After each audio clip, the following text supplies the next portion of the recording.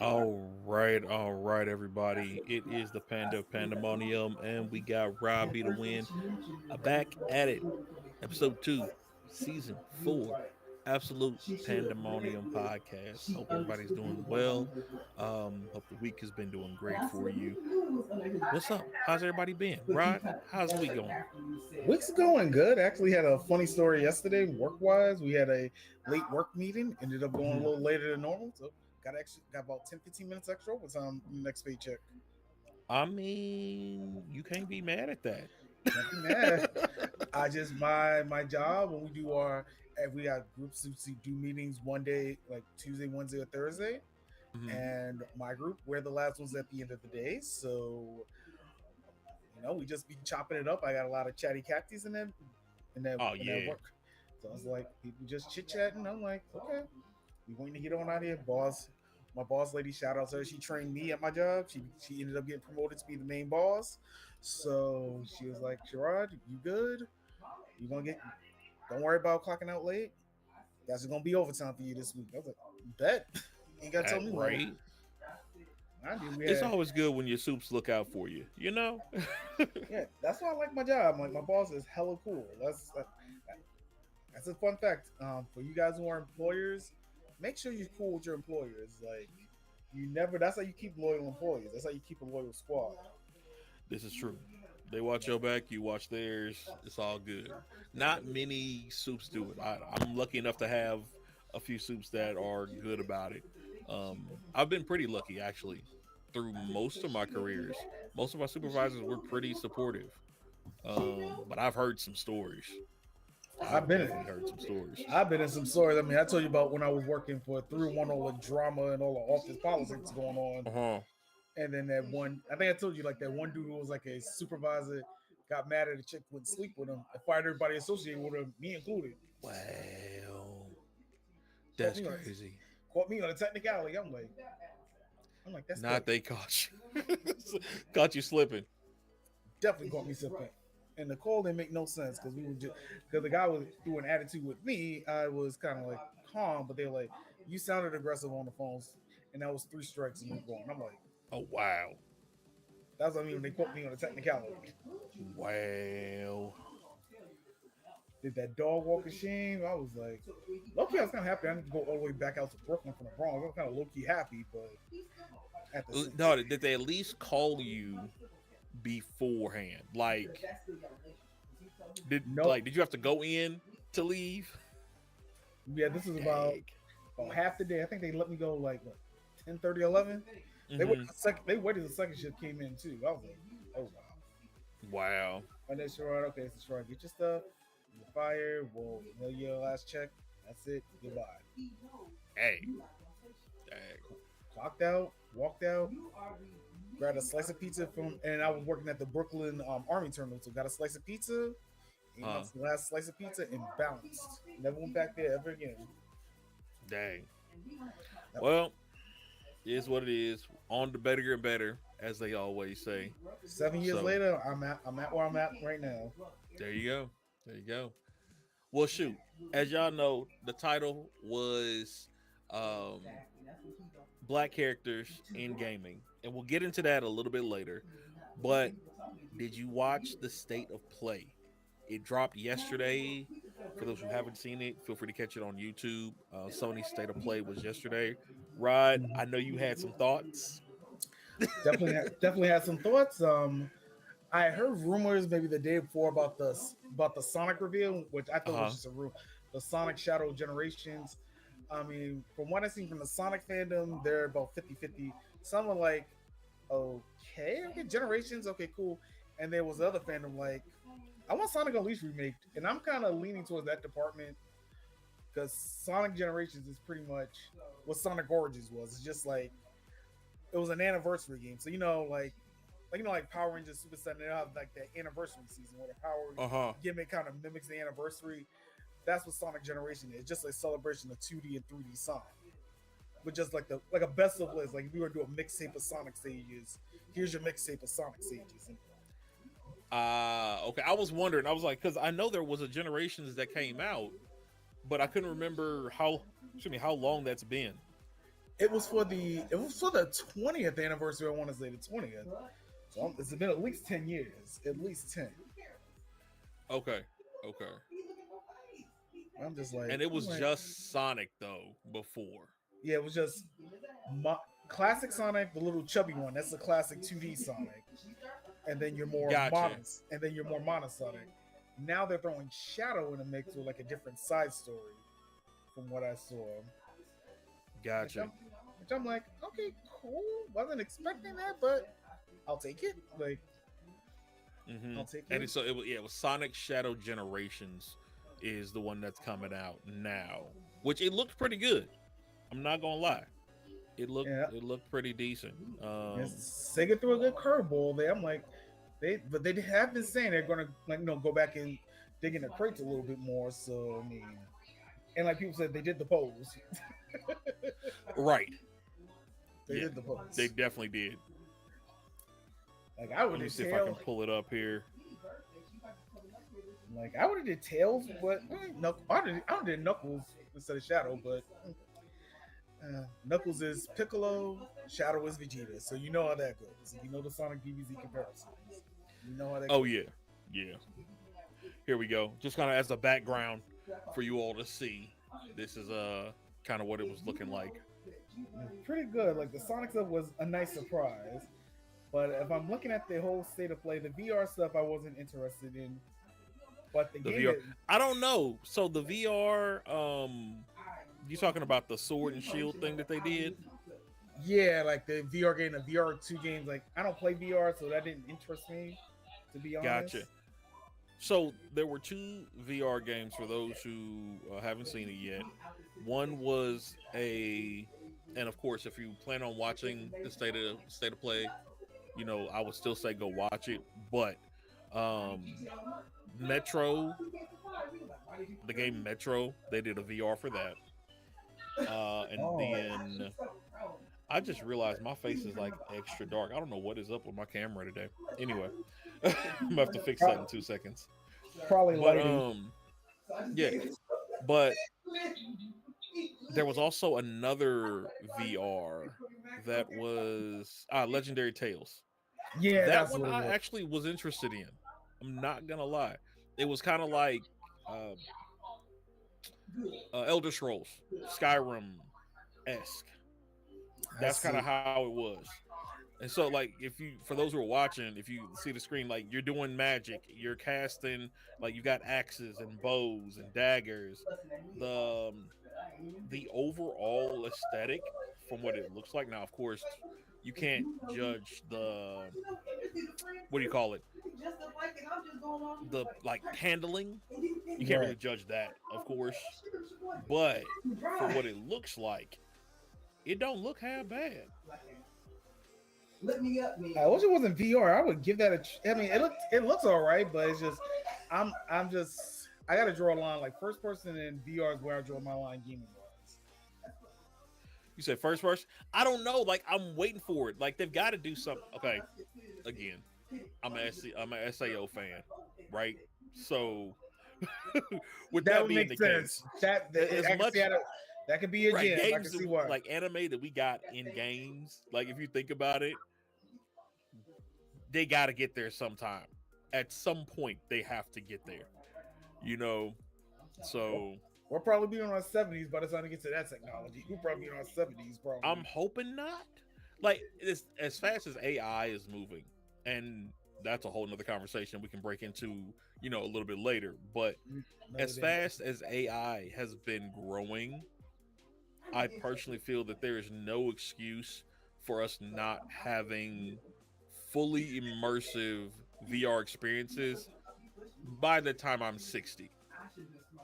Okay. I can respect So that. 20 years. I'll give them 20 years. Okay. It should Fair. probably be 10.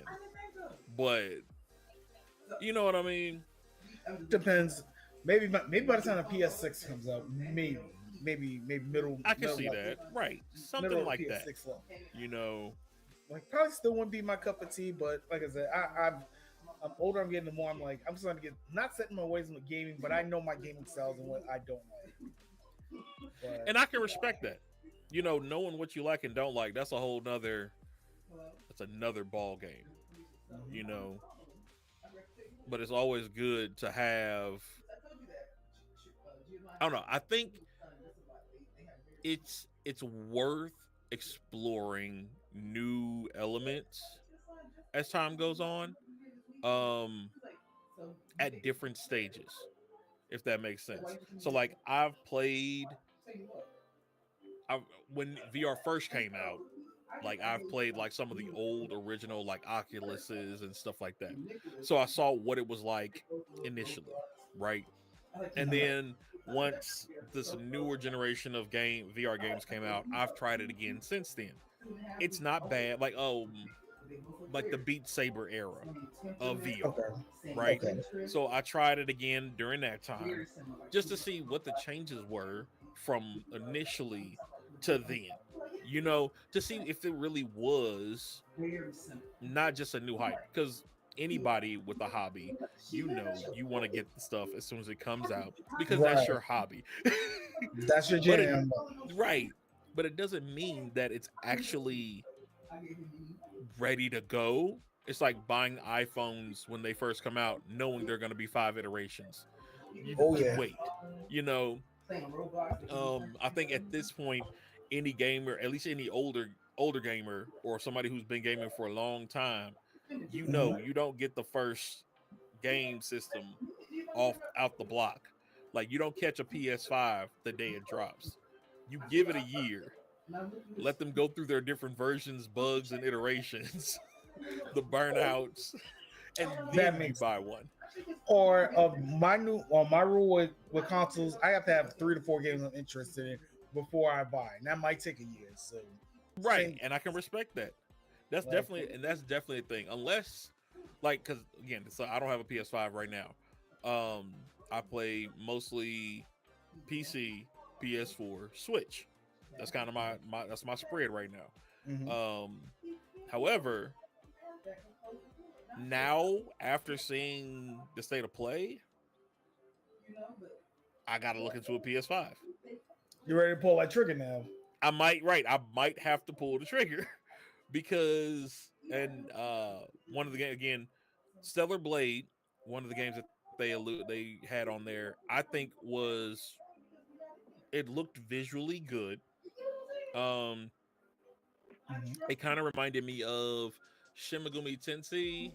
Hey, Monty, how's it Hey, going? money. Welcome back. Welcome back in 2024.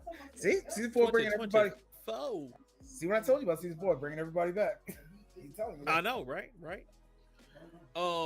But yeah, it reminded me of Is it Shin Megumi Tensei, something like that, I remember that mixed title. with I remember that yeah, title. mixed with Scarlet Nexus. Um, it's got some like Final Fantasy 7 remake gameplay mechanics. Okay. So I liked that. The storyline looked intriguing. Kind of a Forbidden West on horror. You know what I mean? Type deal. If you're looking at the screen there, you can see some of the gameplay from Yeah. It the looked state of play. interesting. It looked interesting. Yeah, definitely looked intriguing. Had like a cyberpunk Edge Runner ish kind of Yeah. vibe also. Yeah, I Um, forgot. I forgot what stream I was. Someone brought that up. So I was like, I'm getting a cyberpunk. Was what's her name? I think I was in. No, someone streamed. They didn't mention that. I forgot. I can't remember whose stream I was in. They mentioned that. gotcha. I You can't say remember. PS4, PS5, and Switch. I can respect it. Yeah. What? But back to that. Thank you. That reminded me back to what we were talking about though with the Mhm. PS5 thing, right? Like everything up until now, I've been able to get on PS4, Makes sense. right? And since I don't have like a 4K TV, it really wasn't a reason to get a PS5 for the same game that I could get on a system that I already have. It just didn't make sense, you know. Um, I can get that. Like I'll admit, between the PS5 and Switch, I have double dipped a lot. mhm, Mostly because, like, I got the Switch before I even, before I came to Milwaukee, and when the right. Switch originally came out, I had just started before we were on, before we came on. I was telling Quentin about one of my former jobs, but Mhm, that That's when I originally got the Switch. I was Okay. just started that job. I think I was working there like 4 or 5 months, and I got that for myself as like a present to myself. I Okay. thought, yeah, I thought I was gonna have an apartment pretty soon. I was on a wait list for an apartment. I was staying at my God rest his soul, my aunt's house with my cousin, and just waiting out the time, and then I just ended up getting a Switch for myself. I was like, okay, why not? I think Sonic Mania had just came out, and that was the third game. It was Sonic Mania, Breath of the Wild, and Mario Odyssey. Ah, okay. That was my three. That was my three. I'm like, Breath of the Wild, I was like, okay, I definitely want to Switch, but I don't just want to play one game. I need variety. I can see that. I can see that. I will say this game, the Stellar Blade, that was kind of like a fourth, fifth option. You know what I mean? Of a Right. reason to get it. It wasn't like a ooh, gotta have it. But for me, the ones that kind of kicked it into gear were Dragon's Dogma. Okay. Dragon's Dogma 2 is coming out, Right. and that looked insane. That did. I was like, oh, I thought it was Monster Hunter for a minute there. I'm like, oh, Yeah, like that looked like it's going to be epic. that might be it. So It could be a game seller. It could be a system seller. I wouldn't be if they surprised. do it well, that's a game of the year. Because Dragon Dogma is already known for like its storyline, and you know what I mean, the hours of gameplay that you plug into it, and like being a that series and game is already winning. Right. As long as they don't mess up, like it's a shoe in. As long as you don't drop the ball or something else comes Right. or something comes out of nowhere. Like you never know. Unless they drop the same year as a Kojima game, You because know if what? they You got drop a the point. same year as a Kojima game, they're done. I'm sorry. Yeah, and that was towards the end of the like, oh, he's back. I'm like, oh damn. Yeah. I was like, That's oh, the other damn. thing for those who don't know. Kojima is going back to his Metal Gear Solid roots, which is going to be a whole problem And he doesn't have to worry about respecting the legacy of a franchise. at all. This is brand new, all brand new. And then they got the other game was the Rise of the Ronin game. That I want. That looks so cool. I want that. Like it just looks That looks clean. aesthetically, it's got like that what is it? Like a dragon, the game? Like the feel of like a dragon mixed with Neo, mixed with Assassin's Creed in early what? Japan, like early Tokyo. Yeah, early Japan, like 1800s. So the early modernization of the Japanese culture, I guess. Probably think we're Ronnie Kitchen era. I think it's about the same time too, if I'm not mistaken. Okay, yeah. That might be a So that might be a good potential crossover, but that's probably another conversation for another day. happy Black History Month, Monty. Yes, ma'am. Indeed. Yeah, that looks it looked good, and it looks intuitive just looking at the HUD that it had. It looked very intuitive. So It looks I'm good. hoping and right. Like, you get it right. That's gonna be a fun one to play. Oh yeah, definitely. Maybe throw in some Definitely. 1v1 multiplayer, probably post game. Might have a game there.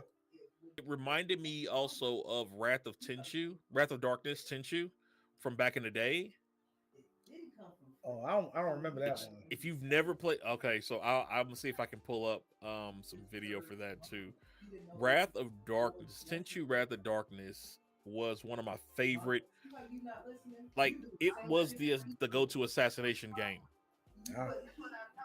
Let's see here.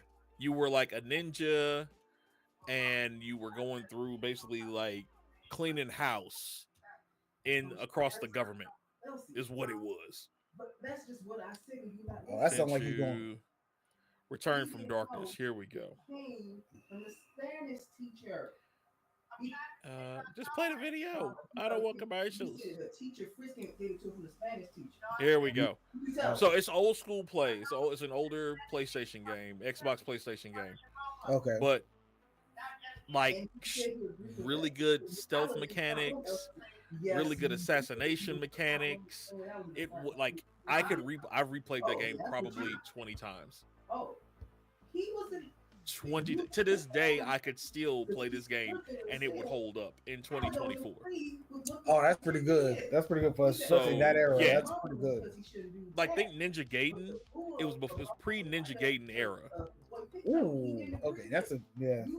That's Yeah, not bad. That's not bad. You can pull that off before that game kind of revolutionized everything again. exactly, exactly. So I think, and I'll pull up the date here. When did it come out? I'm gonna probably say if you say PlayStation era, I'm gonna probably say either Release 2003. date was 03.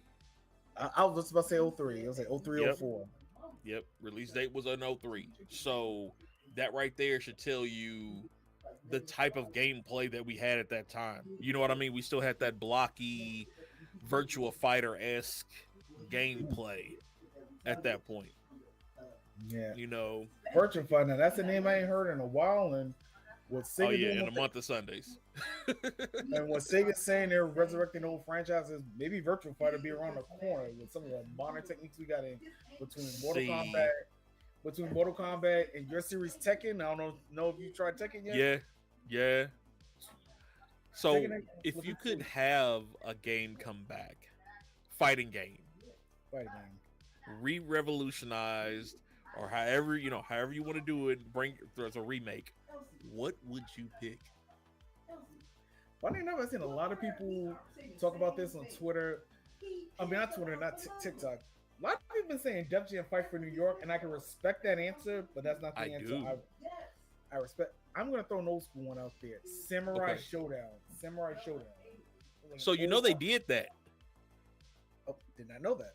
Yeah, they it was something that released, whatever the last system release was. It came out around that time. Because there was a whole big thing about it coming out, and I remember like a lot of younger gamers being like, "Oh my gosh, this game is great," and I'm like, "This game is old as heck." Like, it was a remake. 2021, I think. Okay. Let me see. Yeah. 2021. No, 2019. 1920. Yeah, that's about the launch of the PS5. There you go. Yep. That's what it was. Oh wow. So if you look on the screen, you can see this is the upgrade. They basically remastered it. Oh, cool! I did not know that. I might have to see if that's on PS5 streaming by any chance. Somebody have to check that out. Yeah, if you can, definitely watch it. It was an old school, like Fatal Fury era game. For those who don't know about Samurai Showdown, originally, it was back then, and it was a heck of a contender for fighting games. It kind of goes that if you know Guilty Gear, that genre of that 2D side gamer, side fighter type gaming. And it stuck to the 2D. It didn't go to 3D like Street Fighter did, right? Or Mortal Kombat did. It stayed 2D the entire time, which is one thing that I loved about it. And then when they remastered it, they still kept it. They 3D'd it with a 2D aesthetic, if that makes sense. Like the shadowing and stuff. Oh, they probably still looks kind of 2D-ish. Even though it's got the 3D animation. Oh, that's good to know. I didn't know that. So okay, let me circle back then. Okay, Samurai Showdown would have been one. I'm not. But I know that was definitely a good pick. And I'm gonna go.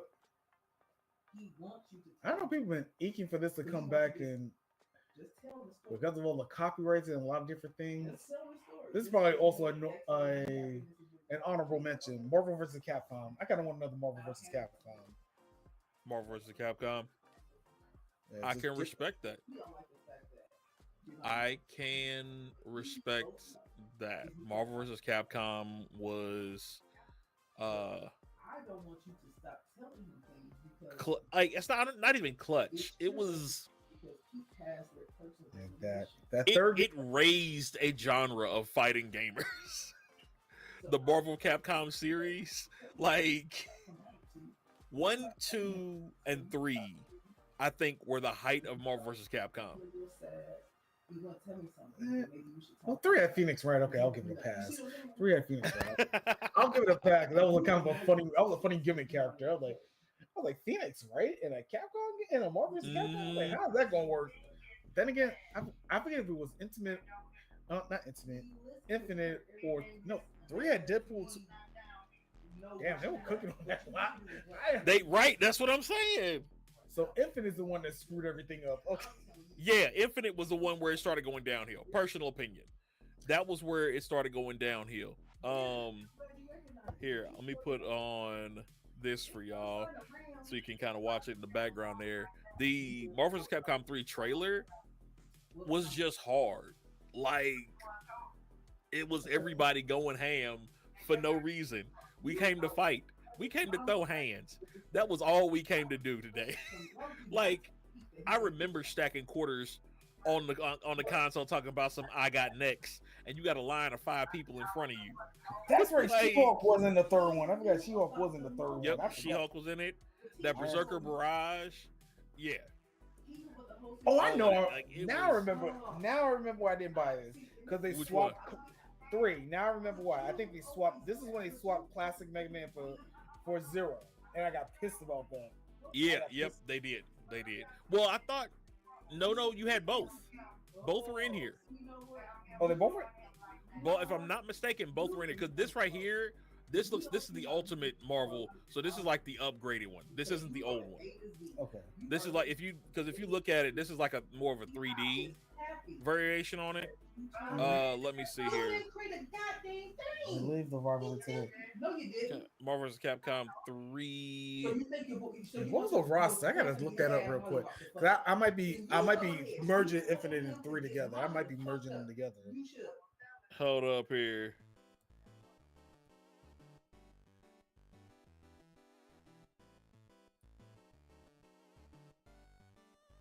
It's the X-Men characters too. When they lost the X-Men characters too. There we go. There you go, right there. Yeah, Zero was in 3, not Mega Man. That's why they swapped Mega Man for Zero. That's right. They did. So they did swap it. I thought both were in there. Okay, so that's on me. Yeah, because I'm looking at the character rosters right. Yeah, the character roster right now. It was.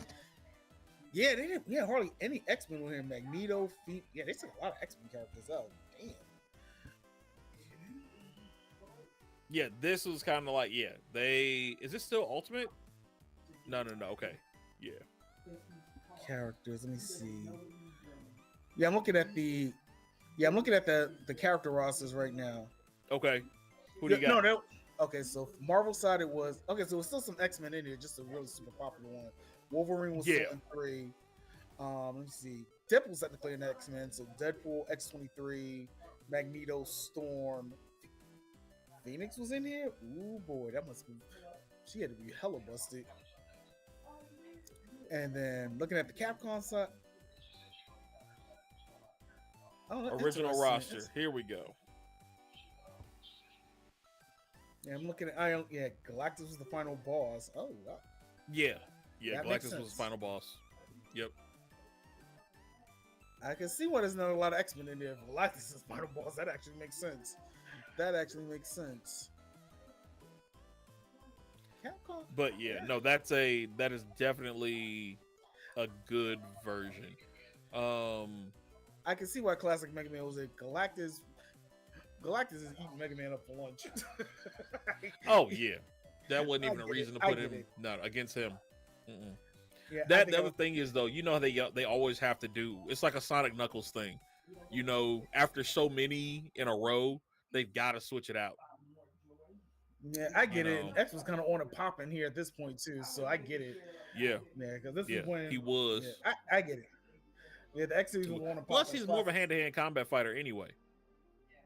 Like, sure, yeah. You know, unless you gave Mega Man boosts, like picking up other people's powers and stuff, he really isn't a hand-to-hand fighter. Yeah, he's more of a long-range, short fighter. He's a long range. And looking at this, I'm looking at this roster now. I don't see a lot of short range fighters and yeah, a lot of long range fighters. Yeah, I can see why. Okay, it makes sense. I'm getting Infinite mixed up with three. Okay, so that's on me. No, you good, you good. Because there's three and then there's Ultimate 3. And I'm like, most of the things that I'm finding are Ultimate 3. 3 was, yeah. Yeah. Okay. Yeah. I mean, it slide off on a tangent there, but No. You know how, look, you know how we do. Shoot. It is what it is. yeah, just But no, that was a good choice. A new Marvel versus Capcom. I think we could do. I think so. We had Infinite, and then we have another one that came out after that.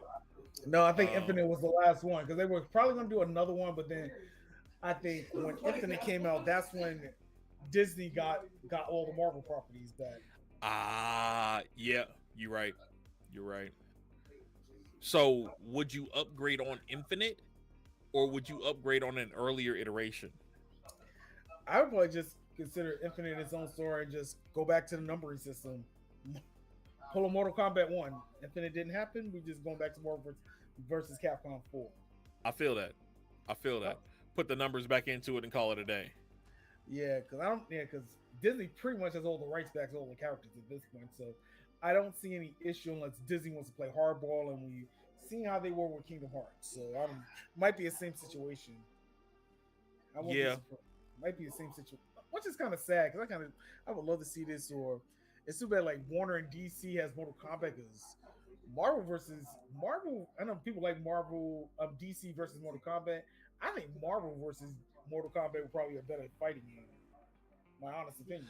Hold it. So you're saying you think the Marvel characters introduced into the Mortal Kombat universe would be better than DC into the Mortal Kombat universe? Because Marvel always seem more down road realistic, and then think about the fatality. Think about the fatalities. Think about someone like Thor or Storm or like Mystique. So I see it. Okay. I don't not see it. Does that make sense? Right. Like you make complete sense. Yes. Marvel characters would be insane. Because think about like Hulk and Wolverine and you know what I mean, Deadpool. Like the types of stuff that they would do. Sabretooth would be nasty in a Mortal Kombat game. Like he would. Like, yeah, no. That's especially with today's graphics. Like I could just imagine Sabretooth ripping through somebody like just whole.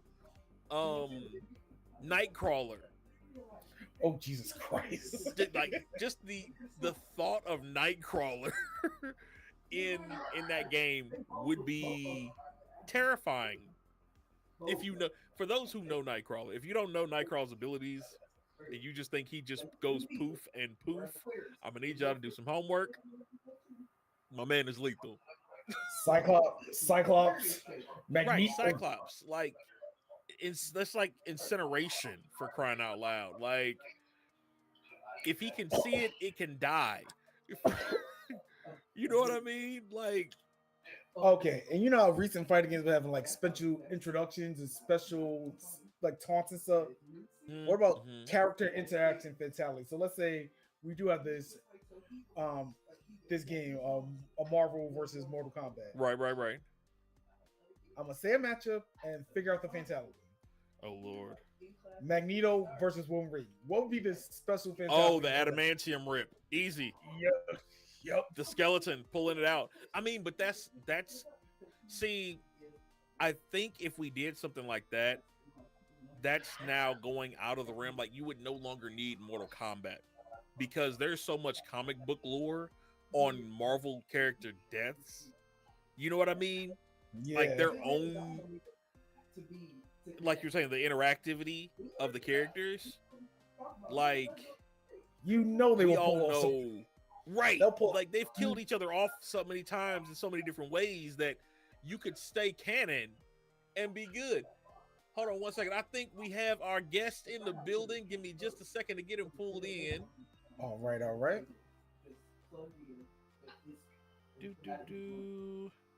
Because I'm thinking about fatalities, and I'm like, Jesus Christ. I'm just thinking of it like, oh boy. That could be a field day. That could probably be his own topic. Like Marvel characters fatalities. That probably be his own episode. Because I don't know, Panda, if you follow TikTok, there's like this TikToker who does their own version of Mortal Kombat fatalities on TikTok. There we go. I want to make sure I got you right. Hokage, you there? My volume's kicking. Give me a second. Let me make sure I got you here. Boop.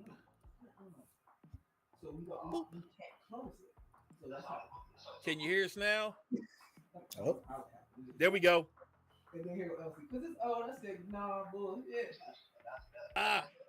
I feel like I'm missing him. I don't know why. Press the button next. You can't crack it for you like this. I said, no. I said, you speak with your tablet. Your 200 plus pounds be on your tablet. It is not coming through. So she don't know. Like, I'm like, Mama, you ain't never heard your tablet. I feel like don't get dead weight 2 plus on your tablet. You ain't crack the screen. She's like, like, what you do? Okay, I'm not seeing him in the window you got for me. I'm not seeing him just yet. Okay. I can see him.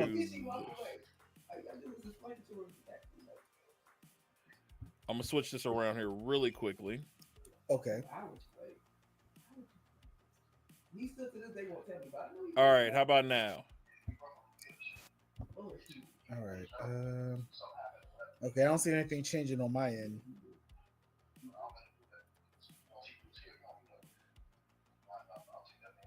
No. Mute. Nope. It ain't that. I don't even hear him in the background. Let me check the audio here. See if there's anything else on the audio.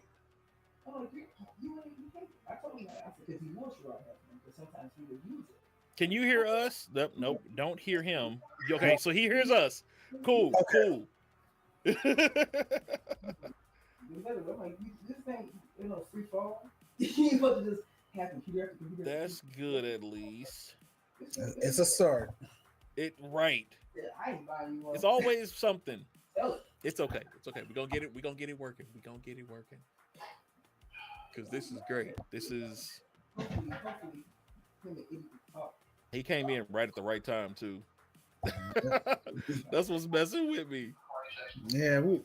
I just went on that Mortal Kombat tangent too. That is someone needs to submit that to Marvel or Disney. That is no. DC so never. Marvel's so teen centric. We're never gonna get what we want. I think he dropped out. He's gonna try to come back. We're gonna try it again. All right. Yeah, but I can see like if there was ever like a Mortal Kombat style Marvel game, I can see them doing like fatalities based on certain comic panels. I can see that happening. Someone would think of that and put it in there. I can see it. But back to the state of play. There's one other game I kind of want to mention.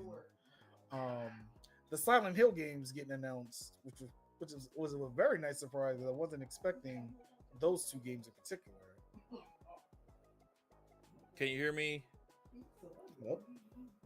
Yep. You hear me? That's good. I don't know. I don't know. Maybe it's something in the system or something. I don't know. I'm gonna stop sharing this, and we're gonna try it this way. Okay.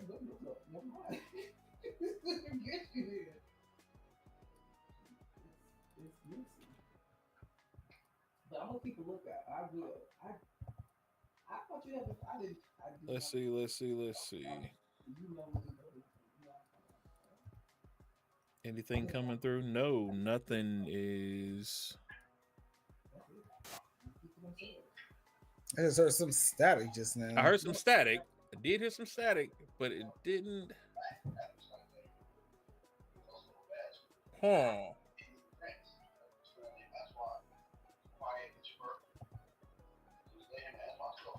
This is insanity.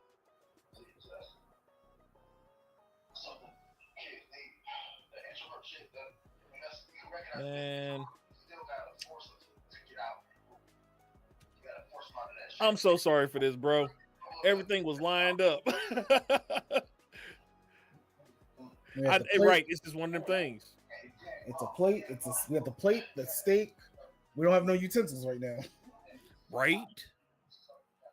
Shout out to Rounders. That's where I got that quote from. I love that movie.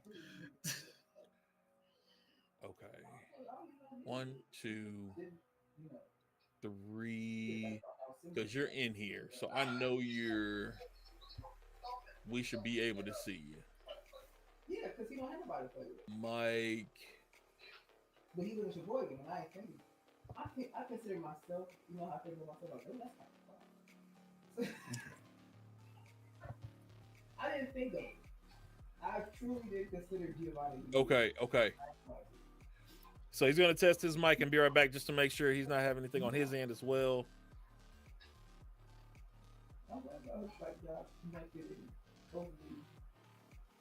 Not fair, man. It's just not fair. Not on Black History Month. Right. Here I thought we was in the good. We was fresh. We was ready to go. We were kings. No, let's not right. Let me not jump down that rabbit hole.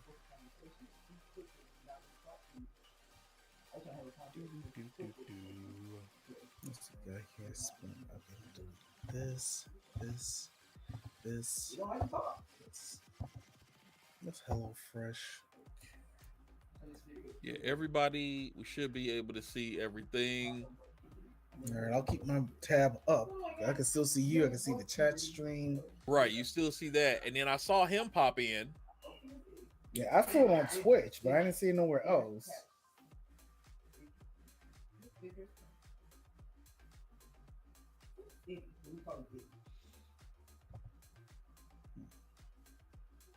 All right, y'all. We love y'all. We're not gonna leave. We are gonna take a quick break though. Take a pause for the cause. Yeah. We're gonna pause. We're gonna go to a quick be right back. And then we'll be right back. All right. After these messages, we'll be right back.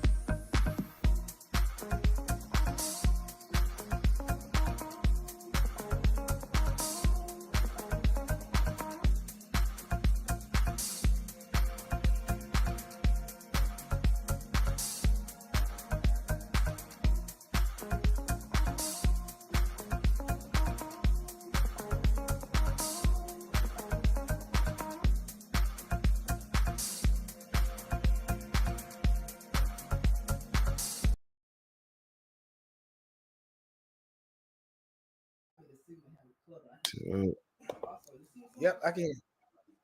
Yeah. Can you hear me? Yeah.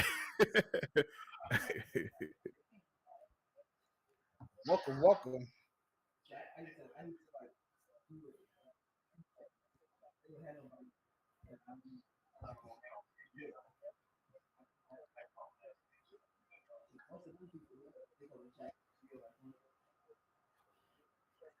A bunch of percent.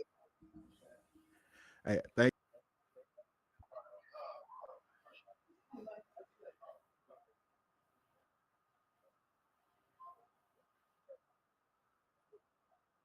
It is.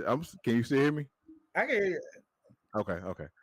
Yeah, I was just saying I appreciate y'all for inviting me, man. I'm really happy to be here. Like you said, I love talking about gaming. I don't know why it's dropping in and out. Is it dropping in and out for both of you? You good? Okay. Hands yeah, down. like I said, I'm just happy to be here. And funny thing, so I know you're Panda and Pandemonium.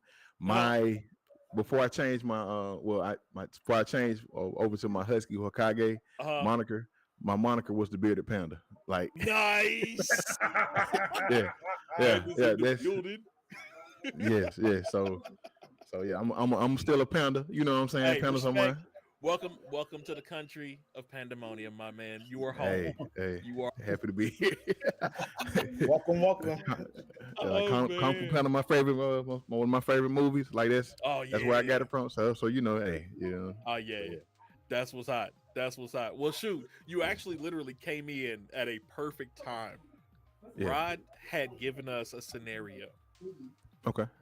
What if we mixed Marvel into the MK universe? Ooh.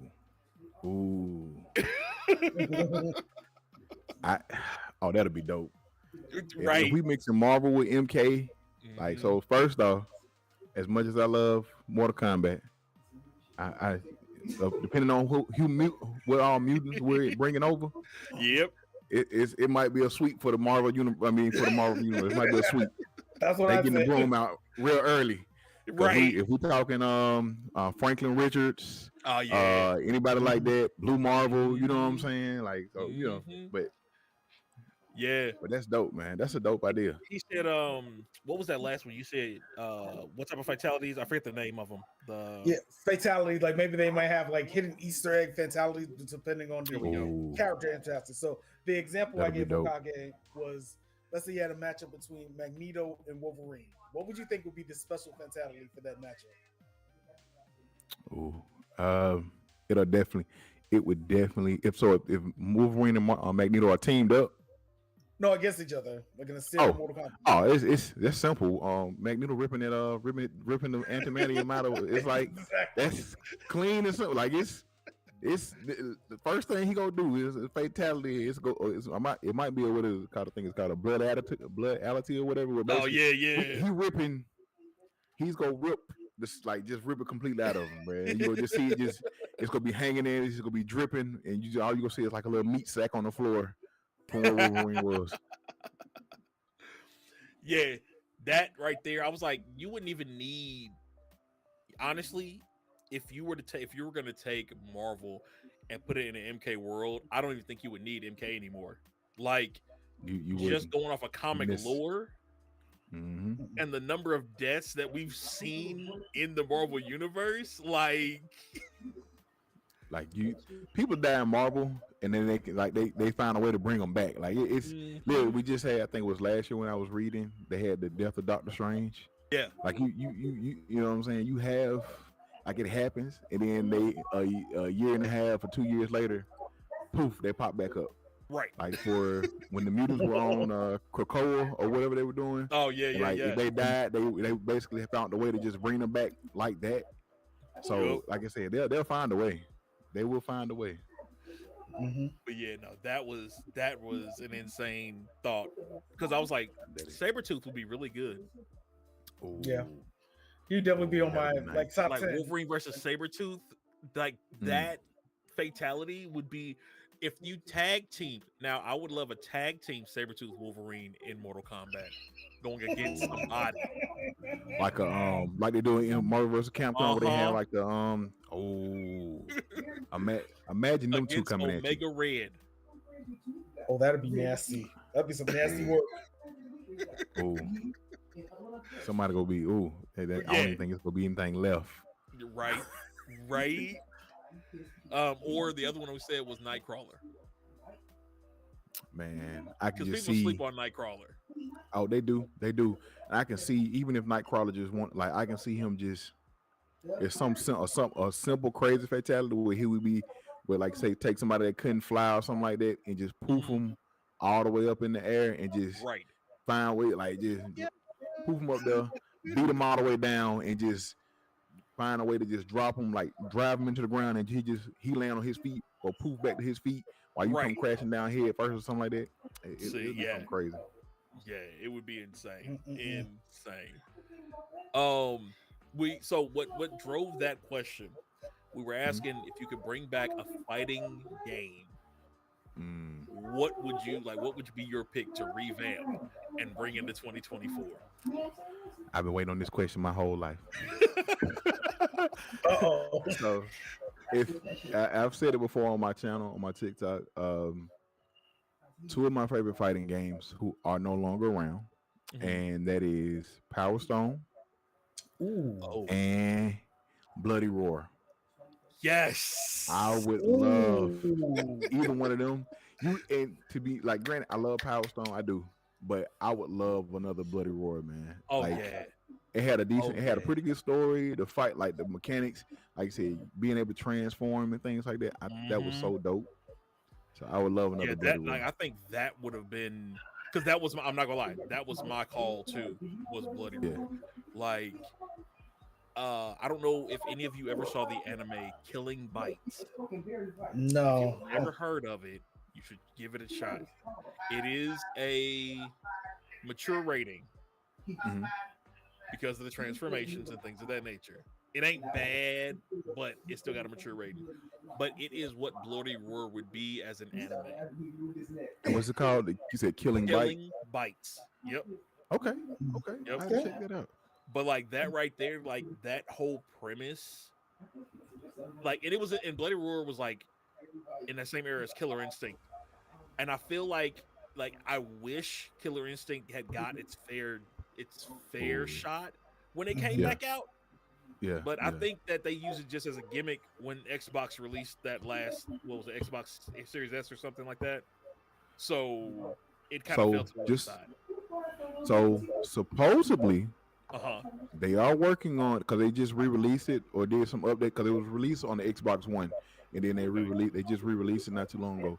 They're actually, from rumors are, they're actually working on a part 2 of that, to Killing Instinct. Oh, so interesting. There is rumors going around that they were working on, they started working on either revamping it or bringing out a part 2, but they're working on something over there for Killing Instinct. okay. So Well, that we might that right there, might see it again. I'm with it. I'm with it. Yes, that would be that would make me happy. That would make me very, very happy. Yes, and that was, if they put the time, like I said, what I was saying is, if they can take the time to do it right, give you a story. Because the last Killing Instinct they brought back, it just was, it was just fighting. There was no real, I think there was no story mode, no campaign. Yeah, so if they come back with a campaign and give you, because most of these fighting games nowadays have a campaign. Mortal Kombat, Street Fighter had a campaign. Tekken 8 has a campaign. Like, and with the story of Tekken 8 is alone itself is really, really good. Amazing. So, like, if you come back with a good story and a good campaign to build off of, people will play your game. People will play the game. And like I said, you got people who've been Killer Instinct fans for a long time. Oh, we've been waiting. When Xbox, and when Xbox picked up the IP, people were just hoping. You know what I'm saying? So if you do that game right, they will come. Like they say, you build it, they will come. By me. There you go. True. That's how you do it. Yeah. Man, yeah. No, I cannot argue. That honestly was my pick as well for the Bloody Roar. And it's just so much, like you're saying, if you give a storyline and the number of characters that Bloody Roar had, and like, not to mention the backstory and lore for how this ability came to be, right? I don't know about you, Hokage, but we're writers. Most of the guys on the podcast are. We're missing a couple of our boys right now, just life be lifing. But but like, we're all writers, and so like, the lore behind Bloody Roar could be so deep. It could be so it really deep. Could. You have, that's what I say, you have the basis. The premise of the game itself already just off top is fun. But if you put in some good story, some good lore, like I said, how those people got to be able to transform, other things like that. Like, if you can do that, like I said, you build it, they will come. Oh yeah, they definitely will. They definitely will. So that oof. Yeah, I got chills thinking about that one. I got chills thinking about that one because that would just be like, I could think from a writer standpoint, I could take one of those characters and write an entire short story on one character.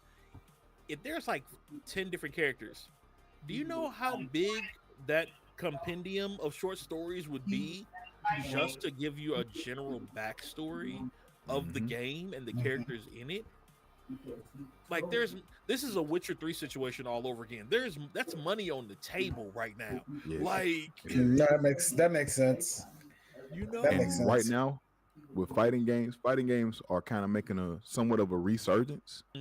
Like you have your stuff, especially with Evo being so big.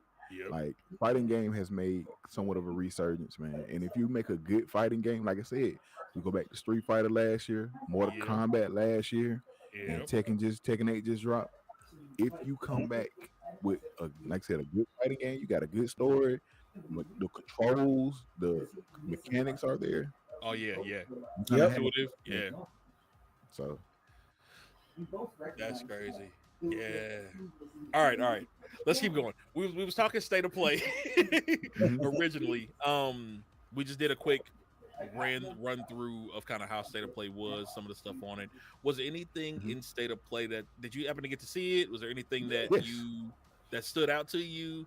What are your take on it? So I was at work when it premiered, but at that point in time I had checked out already. So it was I knew it was I was watching that. So I really enjoyed.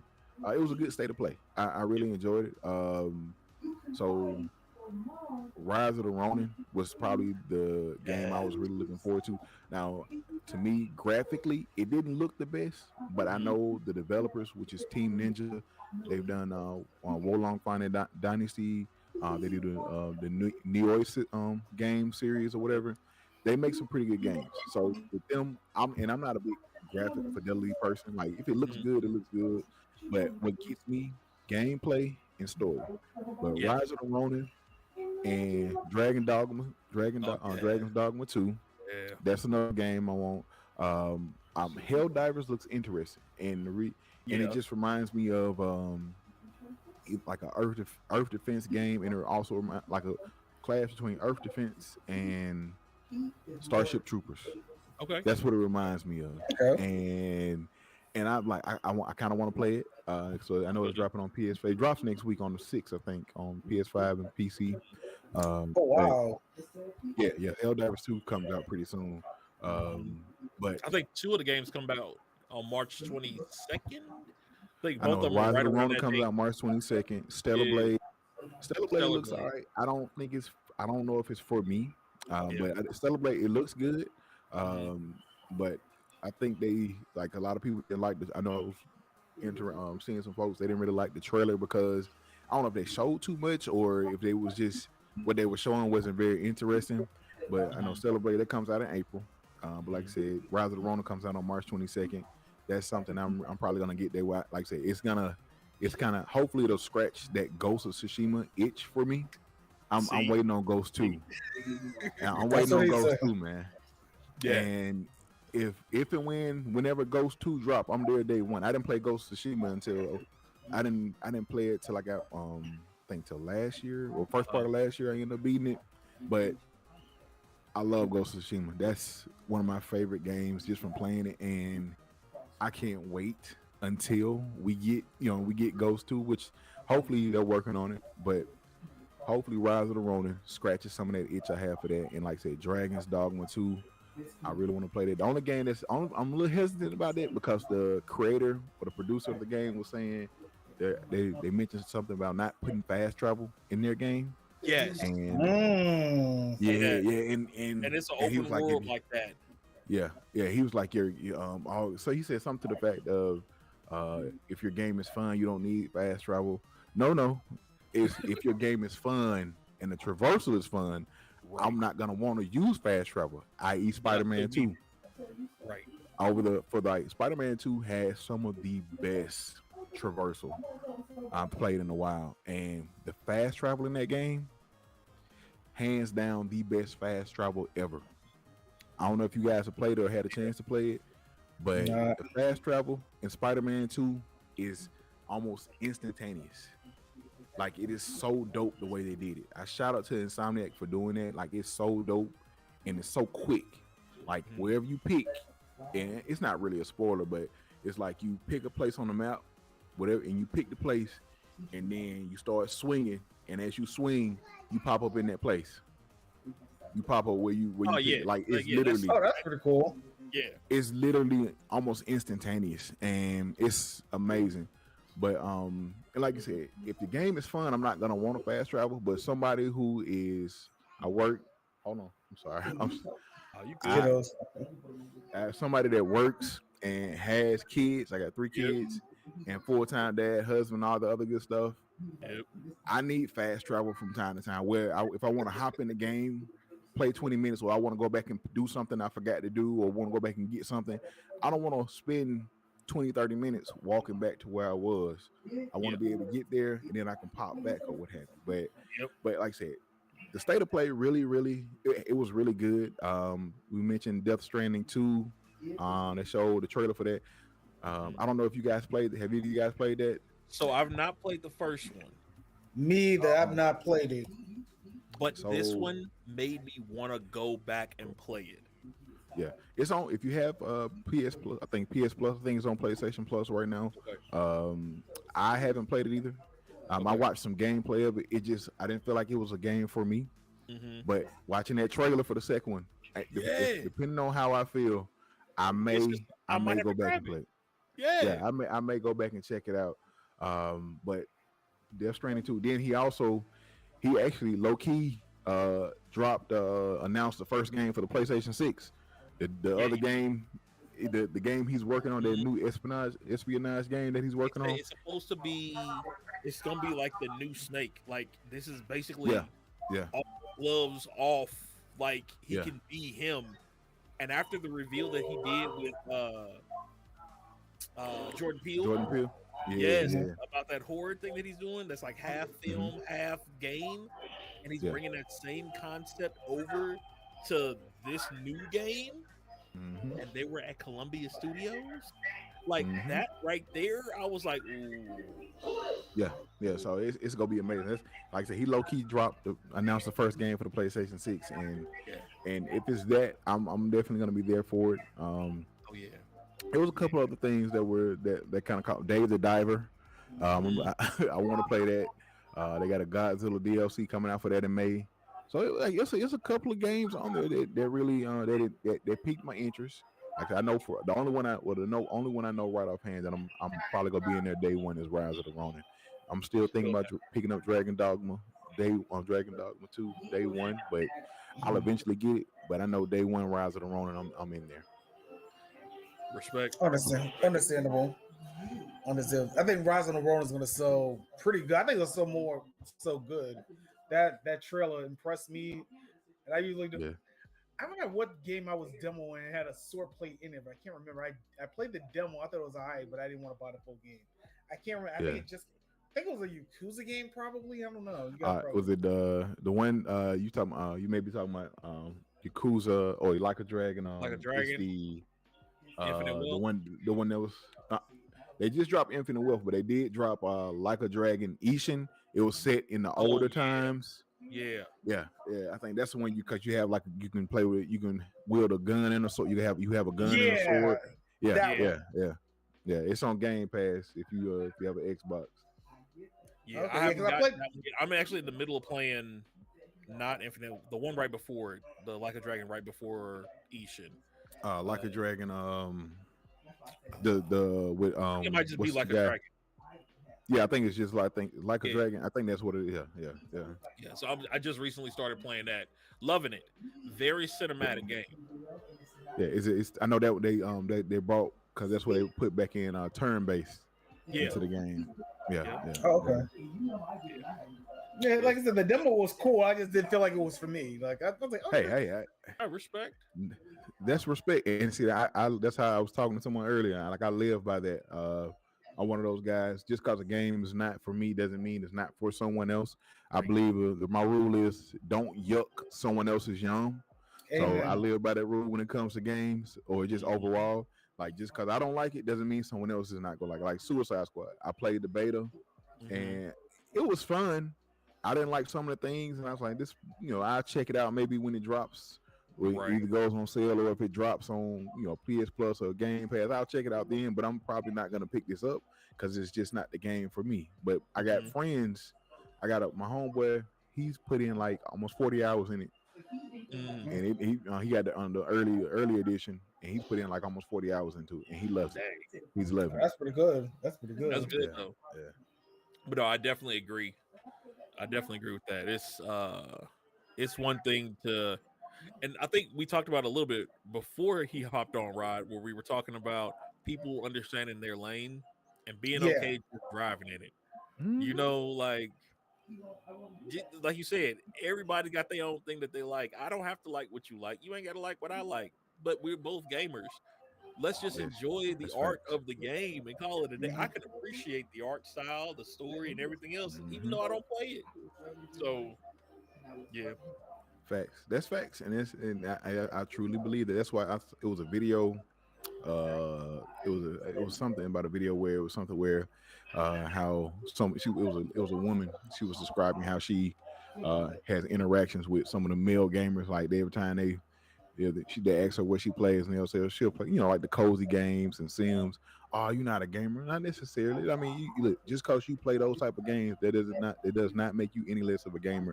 That's why I tell Right. folks, man, let people enjoy what they want to enjoy. Long as you enjoying it, you ain't hurt nobody. You It's can't a tell somebody game. they not. Game to Yes, have fun. there you go. Exactly. I'm here for the FUN, the fun. Right. As long as you enjoying it, that's all that matters. That's it. That's Yeah. People forgot that aspect of gaming. Most of us grew up, man. especially most of us grew up playing games for fun. Like we didn't Mhm. watch cartoons. Maybe it was like something we watched when we weren't watching cartoons, or maybe we Mhm. weren't outside playing because it was snowing outside, or we had nobody around, or maybe your Yeah, yeah, mom was at work all day or something. I don't know. Everybody's situation is different, but Yeah. And I, the thing, and this is, and I don't know if you were aware or not, but we do little mental health things throughout the show as we go through. So if you don't yeah. mind jumping on the train with us, you're welcome. You know what I'm saying? You're Sure, welcome, sure. bro. But like what you were just saying, not to go too far into it, but I know me, and I know a lot of Mhm. people that I know that game. When we started gaming when we were younger, and I'm about to be 39. Uh I did it as a way to enjoy the company that I had. Like I'm the oldest of 6 kids. So me and my siblings would sit together and that was us bonding. You know what I mean? Like Yeah, passing yeah, the N64 controller with Mario Kart or back and forth yeah. with Shinobi Showdown back on the NES, playing Pong on Atari for crying out loud. You know what I ooh, mean? we It's took just it like, back. Yeah.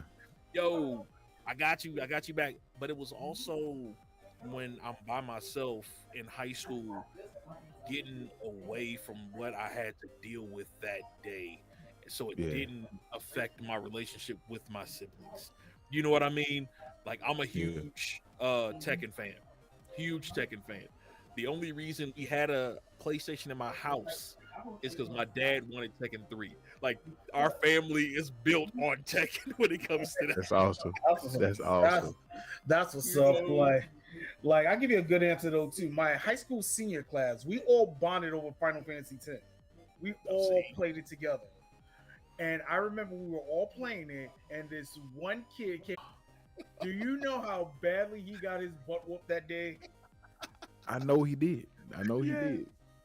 And And and, mind and you, that's how it was. Oh, you go ahead. I'm sorry. yeah, we were seniors in high school. This was senior year, so you really messed up the experience. Man. And see that same kind of like your story. I was my mother's only child. Like she remarried. I got a half brother, couple step brothers, but for the most part, it was just me in the house. Like I would go play, outside with my friends or teammates from different, from when I played organized sports. But for the most part, like that time where I didn't have anything to do or didn't want to go outside or whatever the case may be, I had games. Right. And growing up as a single child or only child to a single mother for like, cause she didn't get remarried until I was middle school. So for Okay. the most part, it was, and all my close cousins are girls. Oh Mm, boy. So like I spent a lot of time being either playing with toys or when I did play with my friends or play with people outside, I did that. But after that, once everybody was gone, all I had was movies and games. Mhm. And I started, I would watch a movie or I would play the game, playing like Mario Kart or playing Madden or playing just anything that NBA Live at the time. Back in the day, NFL quarterback Oh club back in the day, yeah. because it wasn't Yep. Madden was around, but a lot of people played other, like they had NFL quarterback club. We had game day. We had NCAA football, stuff like that, like playing games like Deion that, Sanders, playing Deion Sanders primetime football. That was one of my favorites. Yeah. Bro. that. Yeah, that one. It was a couple of other ones, and like I say, we had Hang Time, the Hang Time game. They Oh, had the yeah. Kobe basketball game on 64. And when you did have friends that played the game, like I still remember days where I would, like, me and my homeboys would get together and we would all play WWE WrestleMania or No Yeah, Mercy. that's Have on That Cage sounds match. 64. You got like 4 controllers hooked up. Everybody going at it, like to this day. And I still do, like, with my kids. They play my kids. They like, we'll do that. I'll do that with them from time to time. We'll get together and we'll have a Royal Rumble or something like that. And I'll Yeah. play with them. It just be it gets crazy. So, but that like I said, for me, games, and granted, I love and enjoy talking about games. I love hearing other people's opinions, other people's stories about games. That's why I never say everybody's experience is different, and I love hearing that, because this game may mean this for me, but you played the same game, you may have taken something else for it, and it may mean something different for you. Mhm. And like I said, I enjoy it. That's part of the reason I do what I do, like as far as on my gaming channel, stuff like that. But yeah, like I said, same thing. Like games was a big part for me growing up. So that's kind of how I am now. right. Funny post story to that story I was just mentioning about Final Fantasy X. So little karmic justice happened that year. So that kid, we had our high school graduation in St. Patrick's Basilica. So there's like a stage you have to go up to go get your diploma. He fell face first coming down. Wow. And everybody, our whole class laughed. And my mother pulled me aside after we got said, "Why was everybody laughing?" I was like, "It's a long story. That was He deserved that. That was deserved. He deserved every bit of that fall. I wish I had the video tape. I wish I saw the video tape because I would watch that every day." Man. Well, let's go ahead and use that. And let's get into what our main topic today is, which is Black and African American characters in gaming. And I kind of want to just go through, and if y'all want, throw somebody out there and let's talk about how that character either affected the story in that series. And anything else y'all want to kind of throw in there with it. If you want, I'll start one off. Or if one of y'all got one that you feel passionate about, that you love, feel free to throw it out there. I can go second and third, so I can go second and third. Okay. I'll say one real quick, just one that comes to my mind, and is he's a sergeant. Sergeant Johnson, Sergeant Avery Johnson from Halo. Yep. That man in Halo, bro. I loved him, man. Playing the Halo series, spent a lot of time playing Halo 2. Back in the day before we had Xbox Live, me and my homeboys used to do LAN parties with other guys in the dorms. But started playing through the story. Sergeant Johnson was that dude, man. So that's just one of the guys I like to throw out there. So yeah. I feel that. Definitely feel that. Yeah, Sergeant Johnson, and I kind of pulled it up on the screen here, but if for those who were watching the podcast, to this day, there's a line that I still quote from this man. It was after, I forget which Halo it was, but it was when he brought the tank out after you made it through this tunnel. Yeah. And he was like, "Oh, I know what the ladies like." It's just that line right there. Oh man! Because Cortana was like, "A tank? Oh, you shouldn't have." And that was his response. I'm like, "See, you just tank. It's suave. The man got skill." He does. Man, That's a good one. I've never played Halo, but I might go check out a clip or two for that one. Oh yeah, Better definitely. Make It's sure you worse. watch the updated version. Like they have the like the when they did re-release the Master Collection, Uh-huh. Halo Chief Master Collection. Like they updated some of the graphics, so you can go look at those now. You can watch some of the clips, and he looks a lot better or whatever. But yeah, definitely. Sergeant Johnson is one of them. Okay. Sergeant Johnson. I will have to say, and I had to re-look at this because I was like, I wasn't sure. You ever have a memory and you're like, I know I remember this, but I don't remember remembering it type deal? Right. Yeah. So as I told y'all earlier, I'm huge on Tekken, right? Like that's my thing. Mm-hmm. I forgot and then remembered King was black. Really? The first King was black. I'm gonna pull it up here. And he may not have actually been, but he definitely looked like it. Mm. Like my bro he bronzed. Like if nothing else. Like Is he because he's not, I don't there's think he's three not Kings and Armored King. Yeah. So I think the very, very first one, though, was a black guy. And I'm trying to see if I can find the image that I had before for it. Because I had found one. I think I saved it. Here it is. Oh yeah, I'm looking at. Yeah, I just found a wiki with this picture. Yeah. That's definitely melanated. That's definitely the first one. Like a mug. And since King is that was my fighter, that is my character, it was just like, yeah. I forgot all about that. But just in general, King's, here we go. I'll put it up here on the big screen as well. So for those of you watching on Twitch, you can see it there. See the image there. But yeah, that's he got a high top fade, like a high top fro and everything. Like, yeah. Crazy. Hey, he's definitely melanin adjacent. Say that much. At worst, I'm gonna say that one. Definitely one of mine. Okay.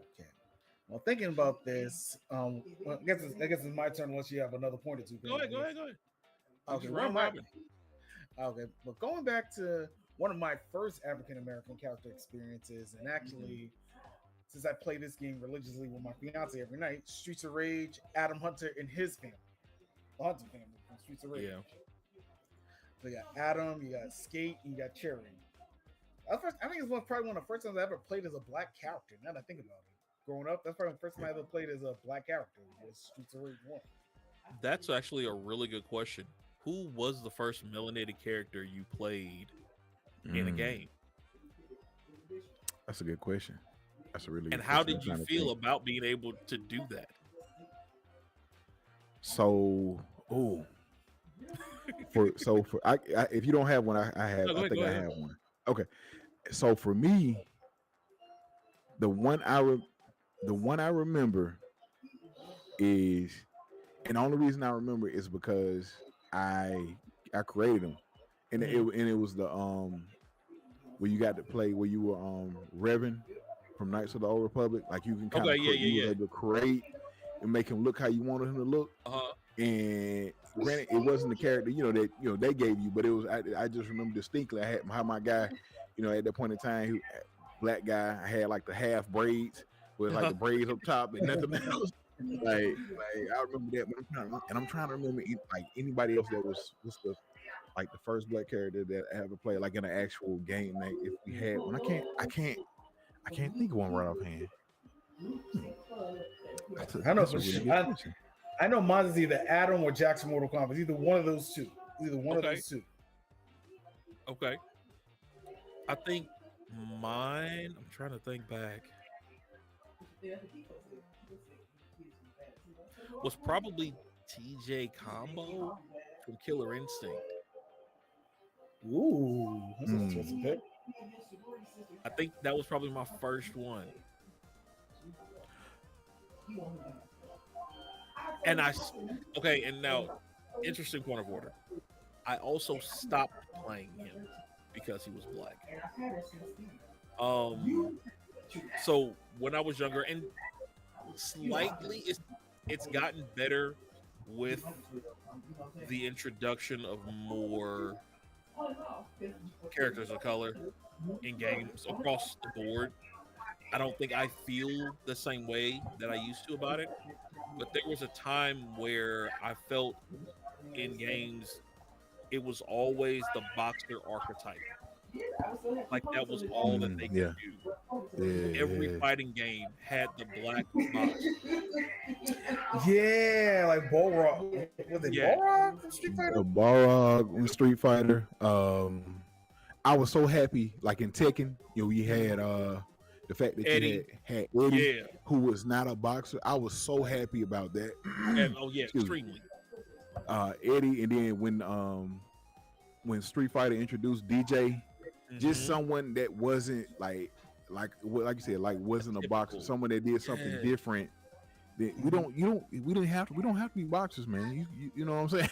It's other things, right? We know karate. You know what I'm saying? We learn martial arts too. Like we could easily, but and then the other thing that I had an issue with back then was with like games was if they were of any color, they were pictured as grotesque. And by that, I'm thinking Baraka, Blanca. Like, you knew those was the black characters. You know what I mean? But they weren't black, or they had this kind of monstrous tie to them. And it was another thing that always kind of rubbed me. And I could never, like, I'm not a huge Street Fighter person, but I always love Blanca. Like, just the character, it was a cool character concept. I could never play him. I could never play him. You know, and I'm a huge Hulk fan. Like, if you put me in anything and you got Hulk in it, I'm gonna be Hulk. But I just couldn't. That one, like, I guess there was a difference between Blanca's blind fury and Hulk's blind fury. They're two different things. You know what I mean? Like, you still have that ingenuity in Hulk that Blanca didn't really have. I don't know if that makes sense. I know, I get it. I completely get it. I understand. I see what you're talking about. And being a big black guy, it just, Listen. Don't nobody else feel you. I feel you, man, because it's rare that you get those good big black characters in a game. You know what I'm saying? Like, if you want to count, I haven't played through the whole game, but I know about it and I respect them. Blerd from Final Fantasy VII. You know what I'm saying? Like, he was a bit of a, I ain't gonna cuss, but he was a bit of a BA. Okay, he was a bit of a badass. You know what I'm saying? So, like, you know what I'm saying? So whenever I got a chance to play with those big black characters that were actually good and not just just completely garbage or something like that, like I took that opportunity.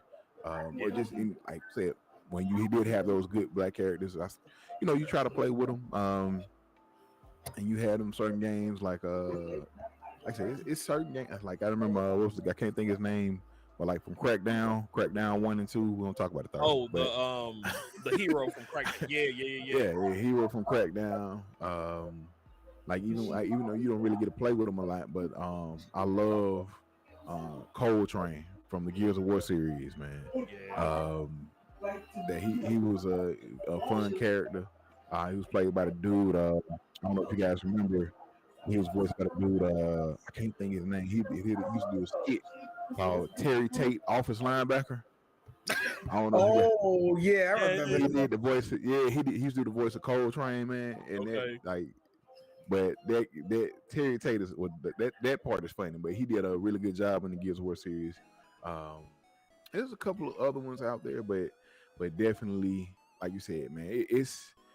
I know growing up, now you kind of see more, but growing up, it was hard finding a good black character in the game. You know, someone that wasn't they just threw in to have a black person, an actual good black character. It was hard finding those back then. Yeah. Oh yeah.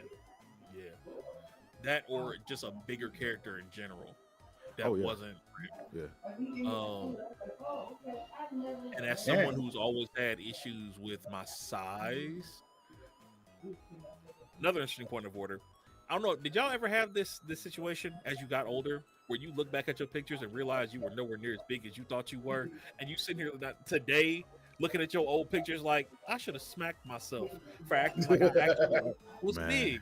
I was skinny. Yeah. Nah, I did. Yeah. Probably not after middle Some school. of my pictures. High school, if I can go back to my high school years, I can go back to like my high school freshman weight right now. I take it. I take it. So, but yeah, like finding bigger characters that weren't just the goofball was another thing. Yeah, you know, or the like when I finally got to play Bob in Tekken, like I was like, yo, my man puts in work. I'm with it. Yeah. You know what I mean? Yeah. Barrett was a bigger dude. He was ripped, but he was a barrel type guy. Like, you know what I mean? Yeah. That sort of situation. It didn't have to be Terry Crews, because that's what it was. It always kind of came to. It was like a Terry Crews archetype of build for black guys, or the real skinny basketball players. Yeah. Like, yeah. Yo, can we get something else? Something non-stereotypical. Because while you're talking about, you know what I'm thinking about right now? Ready to Rumble, and the main black character was kind of a Afro Thunder. Yeah. Yeah. Yep. Yeah. And looking back, it's like, oh, wait a minute, that's so stereotyped. Like, I don't know, looking back and I'm like, we really went for that. Like, right. And we were happy for it. Yeah, we were.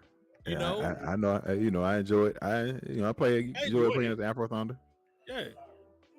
But I enjoyed it. You know, stereotypical, like it, kind of like what's going on now with this big thing about like a lot of like them giving they keep giving all the black characters that Killmonger hairstyle. Oh my gosh. Yeah. Oh my god. I gave Eddie that. I was mad. I saw it. I'm like, really? I can't think of something else. Yeah, and it's been like I mean, it's not hard.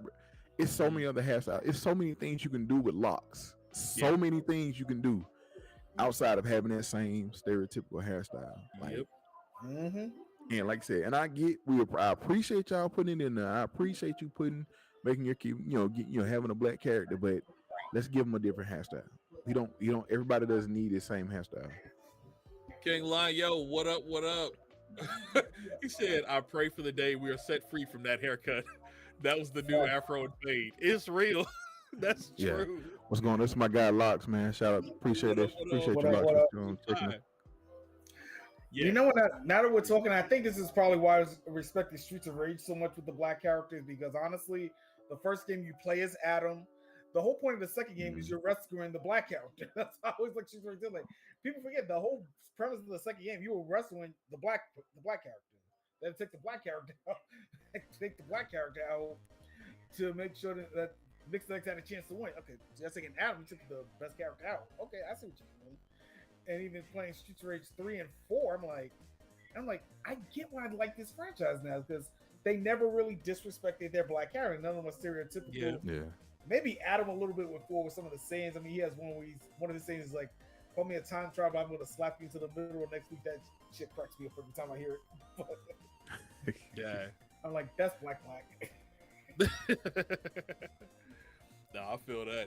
One thing I will say though, I think in games, I think yes, in the fighting games, we kind of hit.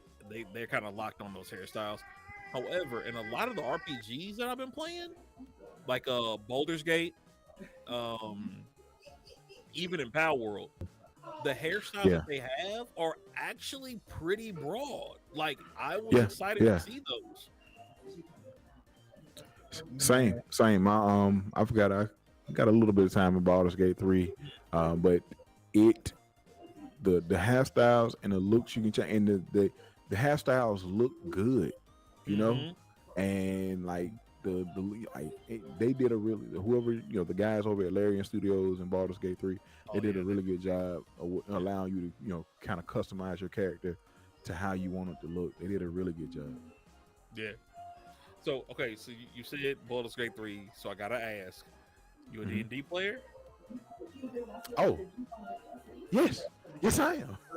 Oh, yes, I am. I play D&D with me and some of my friends. We currently have a campaign going on. We're monster hunters. Okay. I'm a paladin, and I'm a paladin. I forgot what my other friends are, but I'm the paladin of the group, man. And it is so much fun. We do well. It's not board. We're not on board. We're not on like the actual board, but we do it through like D&D and Beyond. Yeah, I play D&D, man, and I'm looking to get into a little bit more, but definitely I love D&D. It's fun, so much fun. Again, you have found home. Hey, you have found home. So we gotta restart our campaign. We did 4 episodes during our last season of our campaign that we do on here. So yeah, we're gonna have to drag you in one of these days. I'll be more than happy to play, man. I enjoy it. Like I really do enjoy it. We trying to finish our current campaign, man. But it was I'm really gonna enjoy it. And shout out to Locke. He mentioned Hogwarts Legacy. Yes. If you play Hogwarts Legacy, the hair in that was really good. That was really good. It is. I wasn't a big fan of the game. I thought it could have been better, but I liked it. I just feel that they could have done so much more with it. If they'd have made it like Destiny-ish, where you could play with other people. Yeah, and hopefully they'll implement some of that. I think they were just going more for that single player experience. Yeah. So hopefully, and if apparently right now it's supposed to be the top selling game from last year. So if they made money on it, I'm pretty sure they're gonna make another one, and I'm pretty sure hopefully they'll implement having some type of multiplayer aspect where you can do play with your friends or run through story with your friends or something like that. Okay. That makes sense. Yeah, a lot of games nowadays need multiplayer. You need some multiplayer component. Like I don't mind a solo game every now and again, but I know this day and age, people like to play with their friends. You want to get your groups together. You want to get your squads together. Like I get it. We are returning to the era of couch co-op. That's just my personal thought. I'm here for it. And I'm waiting for it. Because I'm tired of buying 5 systems for a household with 4 kids. Because everybody want to play the same game together. I gotta buy 4 systems, 4 games. Like, oh man, it's annoying. Yeah, definitely. Couch co-op is such a. I don't understand why games didn't put that. You should. That should be something automatically in those games, man. Like, it's so many games. Like, cause I know I did couch co-op. Well, we did couch co-op with my kids. We played through TMT Shredder's Revenge. Oh yeah.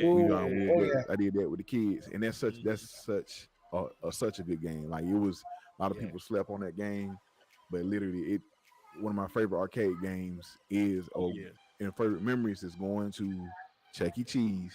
I don't care what's going on. It could be my birthday, your birthday, my cousin's birthday. Don't matter who birthday it was. Give me my coins.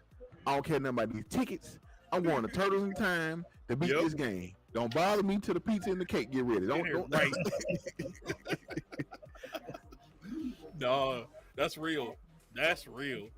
That and that old X-Men game that had like 8 controllers around it. Yes. Yes, you gotta play. I think they had like Psylocke.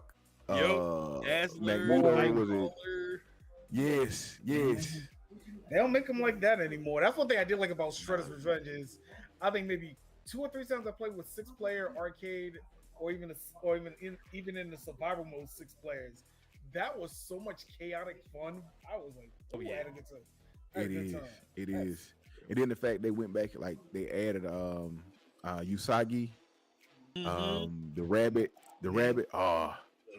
I'm a big Turtles guy, so I was so happy to see they added him, and Yeah, yeah. Then and the did they or have you all heard? Are they planning to add the frogs in, Freddy them or Genghis Khan, and Ooh. because I know you can Ah. find them. You know what I mean? I'm surprised they haven't done that by now. I'm kind of They surprised. really should. They Right. definitely should. Like that's money. You know what I'm saying? That's some good. Easy. That's good DLC. You know what I'm saying? That's DLC I like to pay for. You know what I'm saying? Like you come with some good deals. And like I said, me being a turtle head, like I love the turtles. Grew up playing Yep. a lot of the turtles games. So you bringing in characters that are beloved like that and getting to Mhm. play with them. The Yeah, neutrinos. Yes. Oh man. Like hopefully, I got a turtles poster I got done by this artist. And this is one of my favorite things. I'm a big turtle guy. Huh. that's when we can see the Funko Pops. That's for sure. Yo, yeah, right? it's some. Shit. It's a couple up there, but like it's an artist named Jeremy Bronner. Uh-huh. He did this for me. Ooh, Wow, that's Ooh, nice. that's sick. That's Oh, that's cold. Yeah. He's a local artist. Well, he's in like in another city, not too far from here. But Okay. he a good friend of mine. He did it for me and got it for me. Oh, that's what's up. Gave it to me, man. But yeah, I got a couple turtle Funko Pops. I got some of the ones when they did the crossover with the Power Rangers. Uh-huh. they need I to have make a that couple as of an those. they need to make that as an animated movie. okay. Sorry, I need They turned. They did the Turtles and Batman. They did that one. I Mhm. would love for them to do the animated version of Turtles and Power Rangers, bro. Like Oh that, yeah. the whole like the way the Turtles looked in those Power Ranger suits, dude. Like Yeah. I would love to Yeah. see that animated. I remember when they showed that broke the internet. Then when you had Shredder as the Green Ranger, I was like, oh heck no. I almost threw my computer. I almost threw my phone. I'm like, no. That's one character you don't get powers to. Shredder as Green Ranger. No, sir. Man, there is talking about turtles. There's if you get a chance on Facebook, it's the only place I know. There's an illustrator by the name of Marcus Williams. He's actually the artist of the creator of Tuskegee Heirs comic book. Oh yeah. I know what you're talking about. Mhm. He has like a self fan made Ninja Turtles timeline of the turtles being older, like old men. Like he's got drawings and like mini storylines behind it, like after Splintered and Past and stuff. I'm like, dude, I'm gonna see if I can find an image here real quick, but you all would love it. Love it. And you know they're working on like the last Ronin Part 2, and they're implementing new turtles. Like it's a game. I am waiting for that. They're turtles. implementing new turtles. I'll shout out to my guy Retro. That's another one of my friends right there. He mentioned about the fifth turtle, you know, because it's like well, I don't know if it's two. I know it's like it's two girls. I've seen two. It's like Janika is one, and it's another one that they have is two girl turtles that they've been in the comic. They've been in some of the comics before. But right. I can clarify that a little bit. I can clarify a little bit because I know in the main comic book they had Jenica that someone brought in. That was like a yellow. Yeah. And then they redid Venus de Milo. They actually from next. Yeah. I remember that one. And then for Next Mutation, like you mentioned, in Next Generation, so it's two brothers and two sisters. And I think the naming order was like all of them are the number one in different languages. I forget the names of the females off the top of my head, but here you go. They're called Old Ninjas. Oh, I remember that storyline. I remember that. Oh, like his art is immaculate. Is that Strider? Hear you? Yeah. Oh, yeah. Against Raphael. Man. Oh man, that'll be dope. I love to see that. So yeah, if give me Ralph in his prime. I need a Ralph in his prime though. See, they had one. Now, let me back it up. This is Mikey.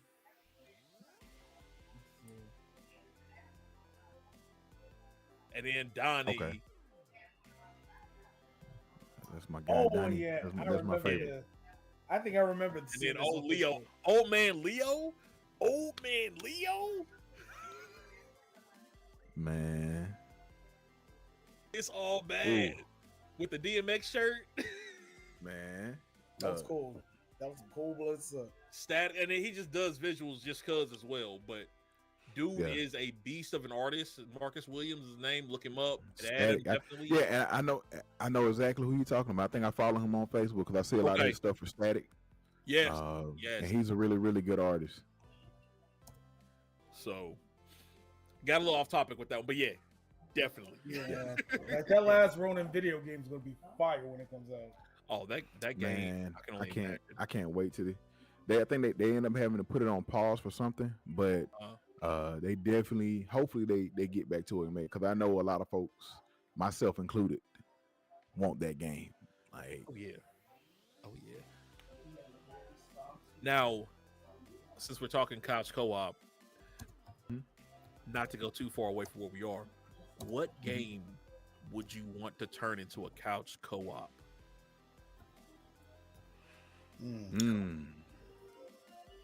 And how many player characters would you want to be able to play in a single time? I would say one game, because I'm looking at it right now, it's on my list of games to play, is, because I haven't played it yet, it's Gotham Knights.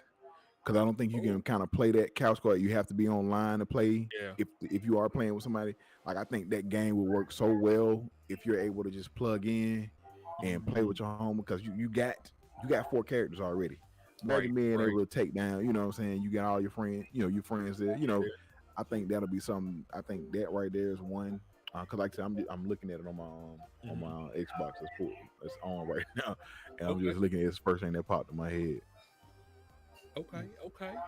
I can't argue that at all. I gotta think. So go ahead, Ben. I gotta think about that one. So originally, because I had this question asked of me a while ago, and originally, back when I first asked, it was Assassin's Creed. But then we got Unity, and it didn't go the way it should have. And I don't know if it was, I never played Unity. I just heard the horror stories. So I never picked it up. But I always thought that would have been cool. If it worked. Yeah. The other one, though,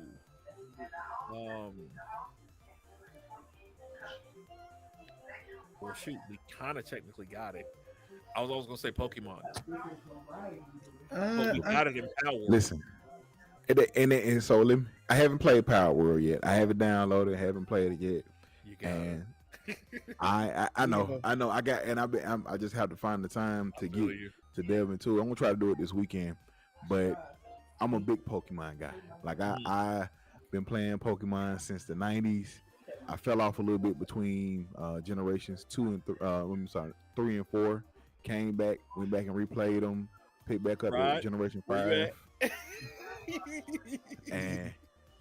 and I love Pokemon. So I've been playing Pokemon literally since Red and Blue. Like since the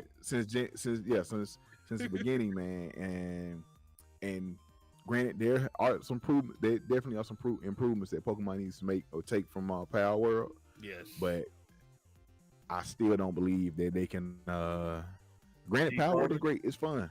You don't think it's gonna dethrone? It ain't gonna It's not. I don't think it's gonna It's not gonna dethrone Pokemon, man. Like I said, they're gonna. I know they're gonna be doing some updates, adding PvP and other stuff in there. Like I said, from what I've seen, it's a great game, but I don't think it's gonna. I don't think it's gonna dethrone Pokemon anytime soon. Okay. So as a rebuttal, I will say this: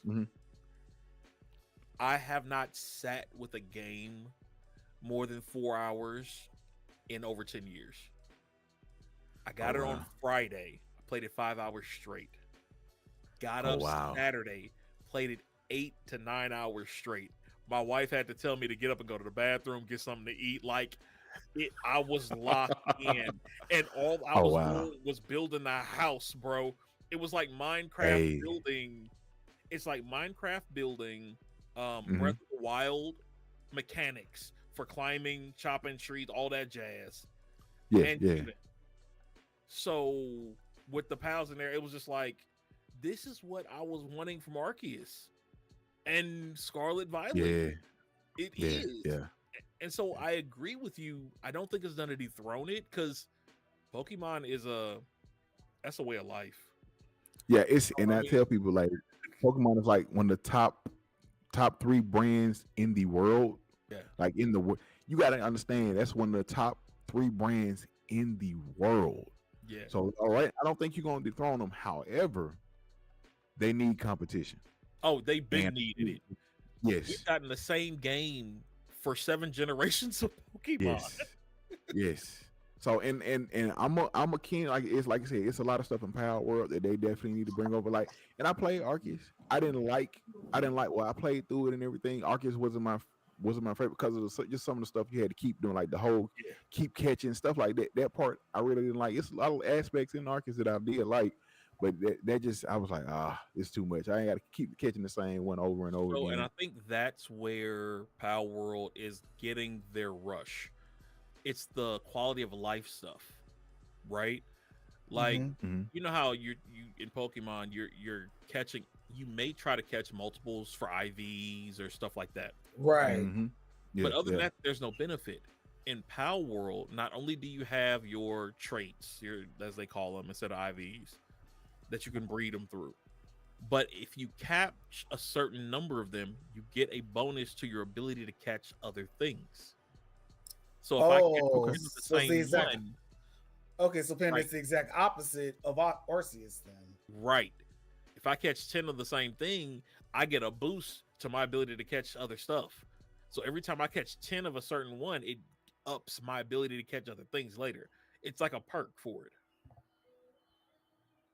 You Okay, know, okay. if I've got to go drop off stuff in my chest, they've got that one button tap that if it's already in there, like if I've got wood and stone in my chest and I got a bunch on me, Yeah.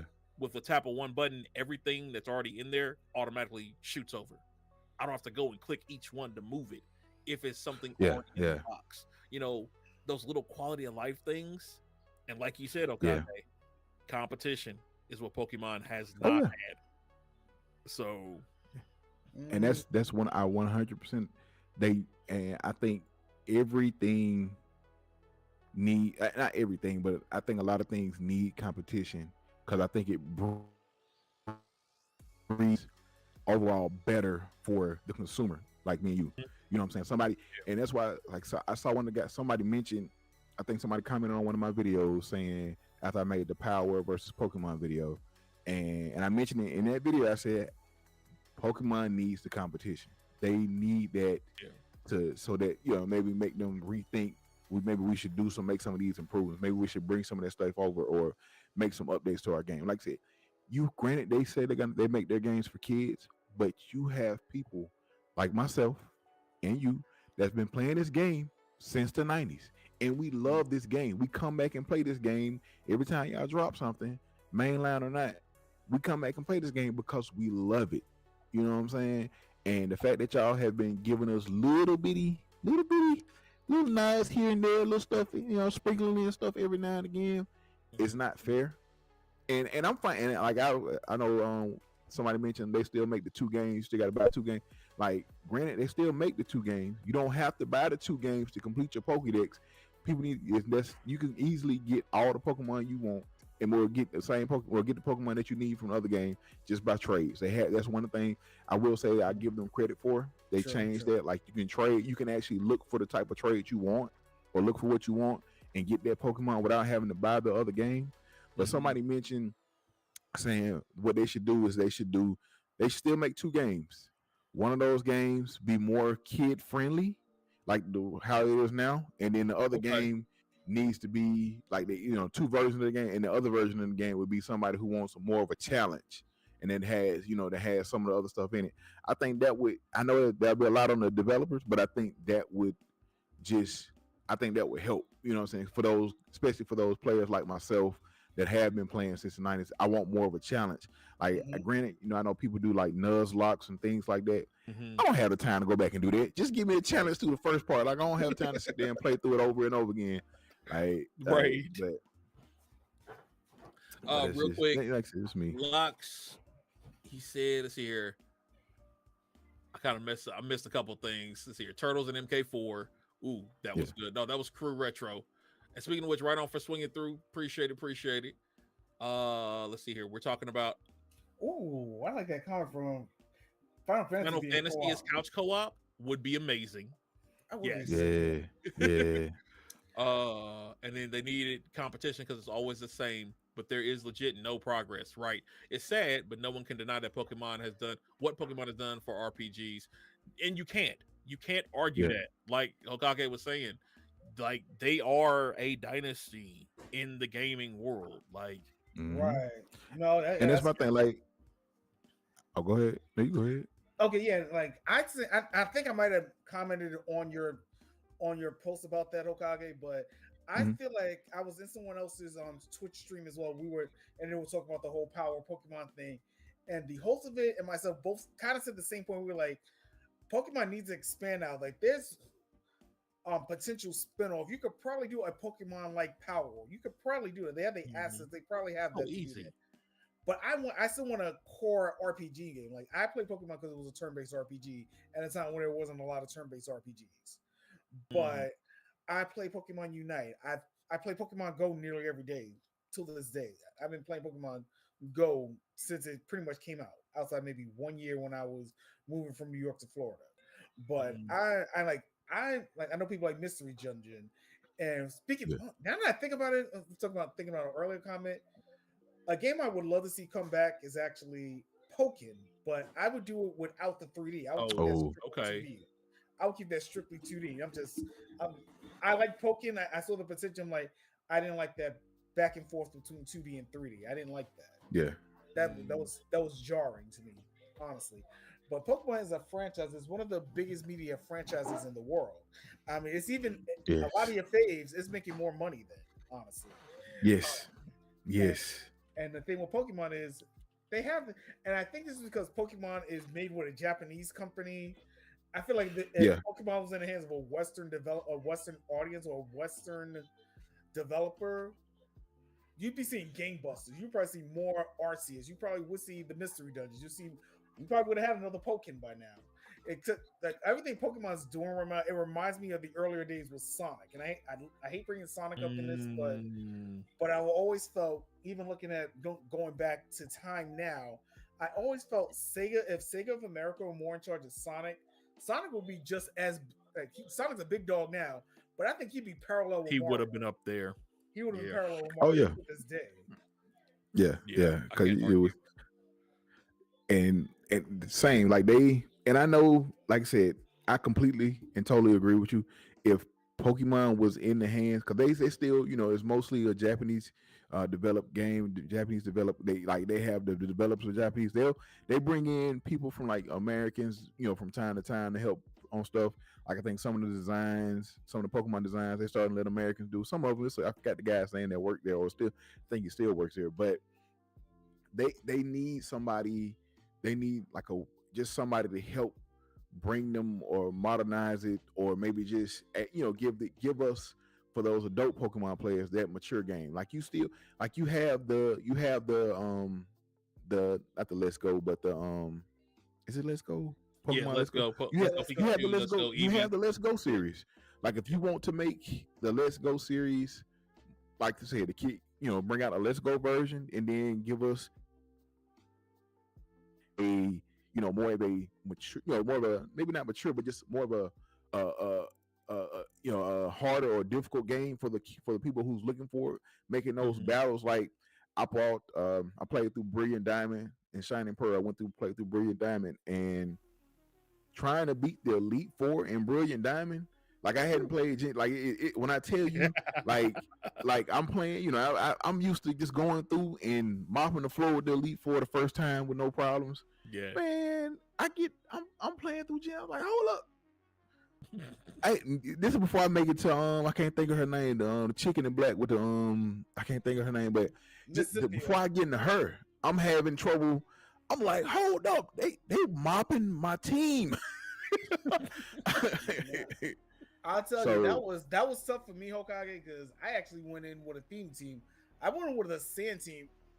Not the smartest. I ran into that. I got the ironically, the one who was more harder with Cynthia was the old lady with the ground types. I'm like, oh, Sam. Oh yes. I can do my gimmicks. I can do my gimmicks against her, and I'm like, it was a dog fight. But Cynthia kind of outsmarted me a little. She almost caught me slipping. It's just, thank goodness I picked Totera as my starter.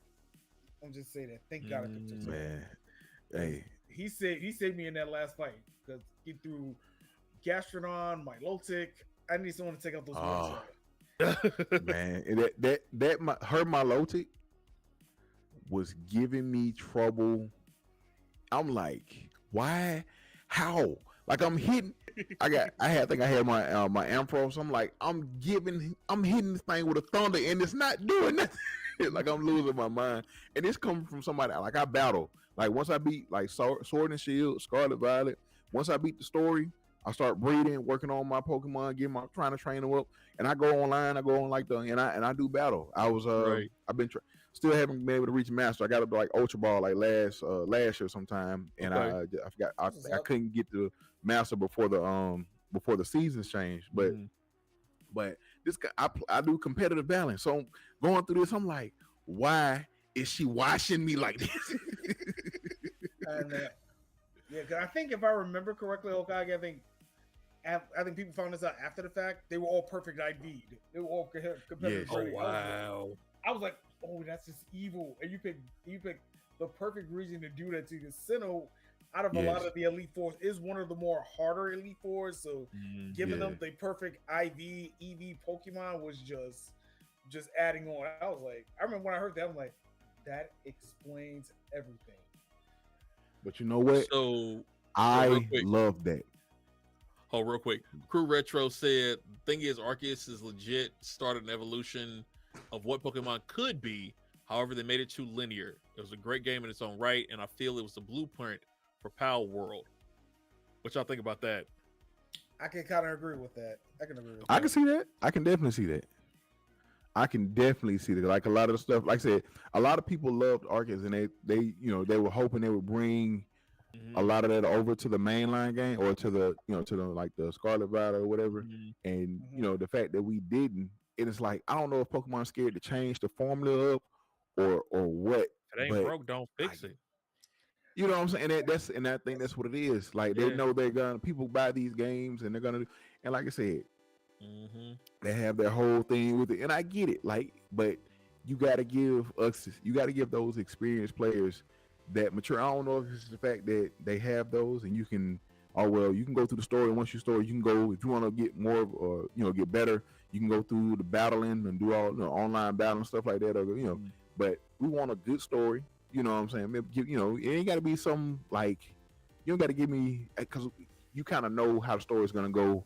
From every game is like it's almost the same story. You know what I'm saying? You start off, you get your thing, one of your friends, and then you end up somebody that you faced against or you thought was cool, is not cool, they're the bad guy, or whatever the case may be. And they got to change that story up and give us some actual a good decent story and some good gameplay, man. Right, and I can agree with that, Hokage. No, go ahead.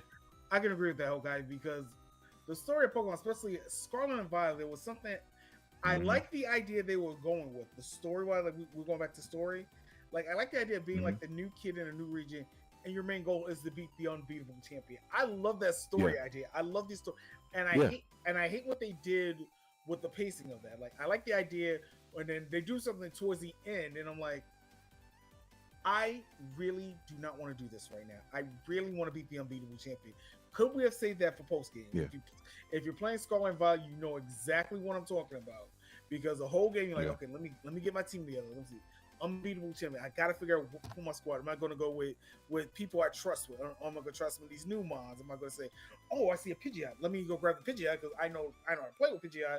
I know how to make him viable and competitive. I can work with him. Or am I gonna rock with the new cats? Or am I gonna I'm running around like, oh, I see Riolu. Let me grab Riolu. Let me grab Jigglypuff. I know how to play with those guys. But the way they did Scarlet and Violet, I'm like, what they did towards the end, I would have saved all of that for the post game. That should have been post game. You beat the champion, then you do that. That should have been post game. That's always been my gripe with Scarlet and Violet. And for I mean, that's Sword and Shield. Scarlet and Violet, I like what they're doing with that. Story-wise, I like this lore, especially with the DLC. They're doing an excellent job with story-wise with the DLC beats. But Sword and Shield was a pacing writing issue. Even Sun and Moon kind of has some writing issues, pacing issues. But Yeah, they need to, like I just said earlier, Pokemon also, I think, just needs new young blood. I mean, look at they do. they need young blood in there. Like look at the latest Mario and Sonic game. A lot of it had to be young blood. Had to be young blood. Maybe Origin, Sonic Mania, Origin Plus. I mean, not Origin Plus. Excuse me, Sonic Frontiers. Excuse me. Get me good. Sonic Frontiers, Mario Wonder. Like I'm playing that, I'm like, I don't think any of the old cats did anything on this besides have their name in the credits. I'm playing Mario. I'm like, this ain't the Mario I grew up with, but I know this is gonna be someone's first Mario. And when I came to that realization, that's when I started to enjoy the game more. I'm like, yeah, this is someone else's first Mario. I'm just here for the ride. I'm like, oh, okay. Yeah. See, I agree with you. so the Arceus thing, my gripe. Go ahead. My gripe with the Arceus thing is I agree with everything you all have said so far. 100%. It makes logical, linear sense. Right before Arceus came out, literally, if y'all remember, we were supposed to get, if I'm not mistaken, we're supposed to get one release date, and then they moved the release date up. And the reason that they did that, my personal thought, was because of a game called Dokev. Dokev. Okay. It hasn't come out yet. It was teased back in 2020, 2021. And it basically was Pow World in the city. So if you all, those who are watching the video that I was kind of playing while everybody was talking here, and I got it back up here, is gameplay from Dokev. It's basically you're skateboarding, you've got scooters, you know what I mean? You fighting these Digimon like Pokemon beings in the middle of the mall, in the middle of the city, and you're fighting with your characters to catch them, right? It was what we were expecting from an open world Pokemon style game. Right when this dropped, not more than a month and a half later, Arceus dropped. Wow. Yeah, I think I remember. Like the game like when the video dropped, the game isn't even out yet. Pearl Abyss is the one who's doing it. And if you know Pearl Abyss, they did like Black Desert, stuff like that. So they have the capability. Right? Now 3 years later, we get Power World. Right. Looks great. It looks like, honestly, I think they could have done Digimon like this, and it would have been A1. You know, but we got Arceus right after this video released, and I'm like, so we had Scarlet and Violet since they realized Dokev wasn't actually coming out. We had to deal with the BS they gave us the Scarlet and Violet. Okay, cool. We bought it. Yes, I did. I'm part of the we. I'm part of the problem. I'm part of the problem. Right, I'm part of the problem. Right. But now we have Power World, which looks more like Dokev. Dokev could still come out by Pearl Abyss. Pokemon now has a decision to make. Like you all were saying, new blood's needed. I don't even think it's new blood. I think it's the fact that they knew they could get away with copying something and pasting it. Just like Mario games. Every Mario game has the same format. You know what I mean? So with that being the case, now we've got that competition. Dokev looks like it's closer on the horizon, which is going to take Power World a step farther, putting it in the real world cities, not like a survival thing. What is Pokemon's response going to be? Like, I don't foresee them having another game, Pokemon putting out another game until at least like a new gen. 28 at this point. So, it's Gen 10 is gonna be either this year or next year. They've been working on it. Oh yeah, they're working on Gen 10 it. is Do either you think this they're year. still going to release it even with this?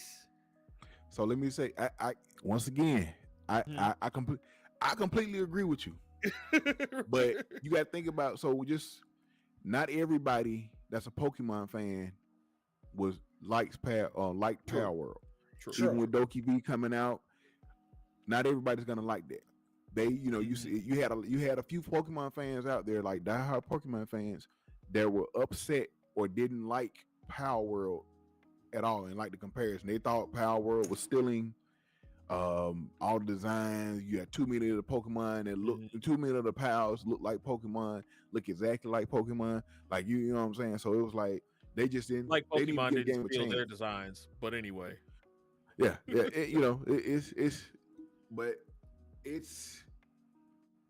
right now, like I said, that game has been, because Gen 10 has been in development for at least, since they dropped Gen 9. Then they part off, they have that DLC and stuff like that. What we'll probably get, because Pokemon Day is coming up pretty soon. It's sometime this month. Matter of fact, I think it's the what is it, 12? The 24th. The 24th? Okay. Okay. 24th. So the Pokemon Day is coming up, and I'm pretty sure we're probably gonna get. So I know they're dropping the Switch 2. That's supposed to be coming this year. It's been big rumored and released and teased and everything else by everybody other than Nintendo.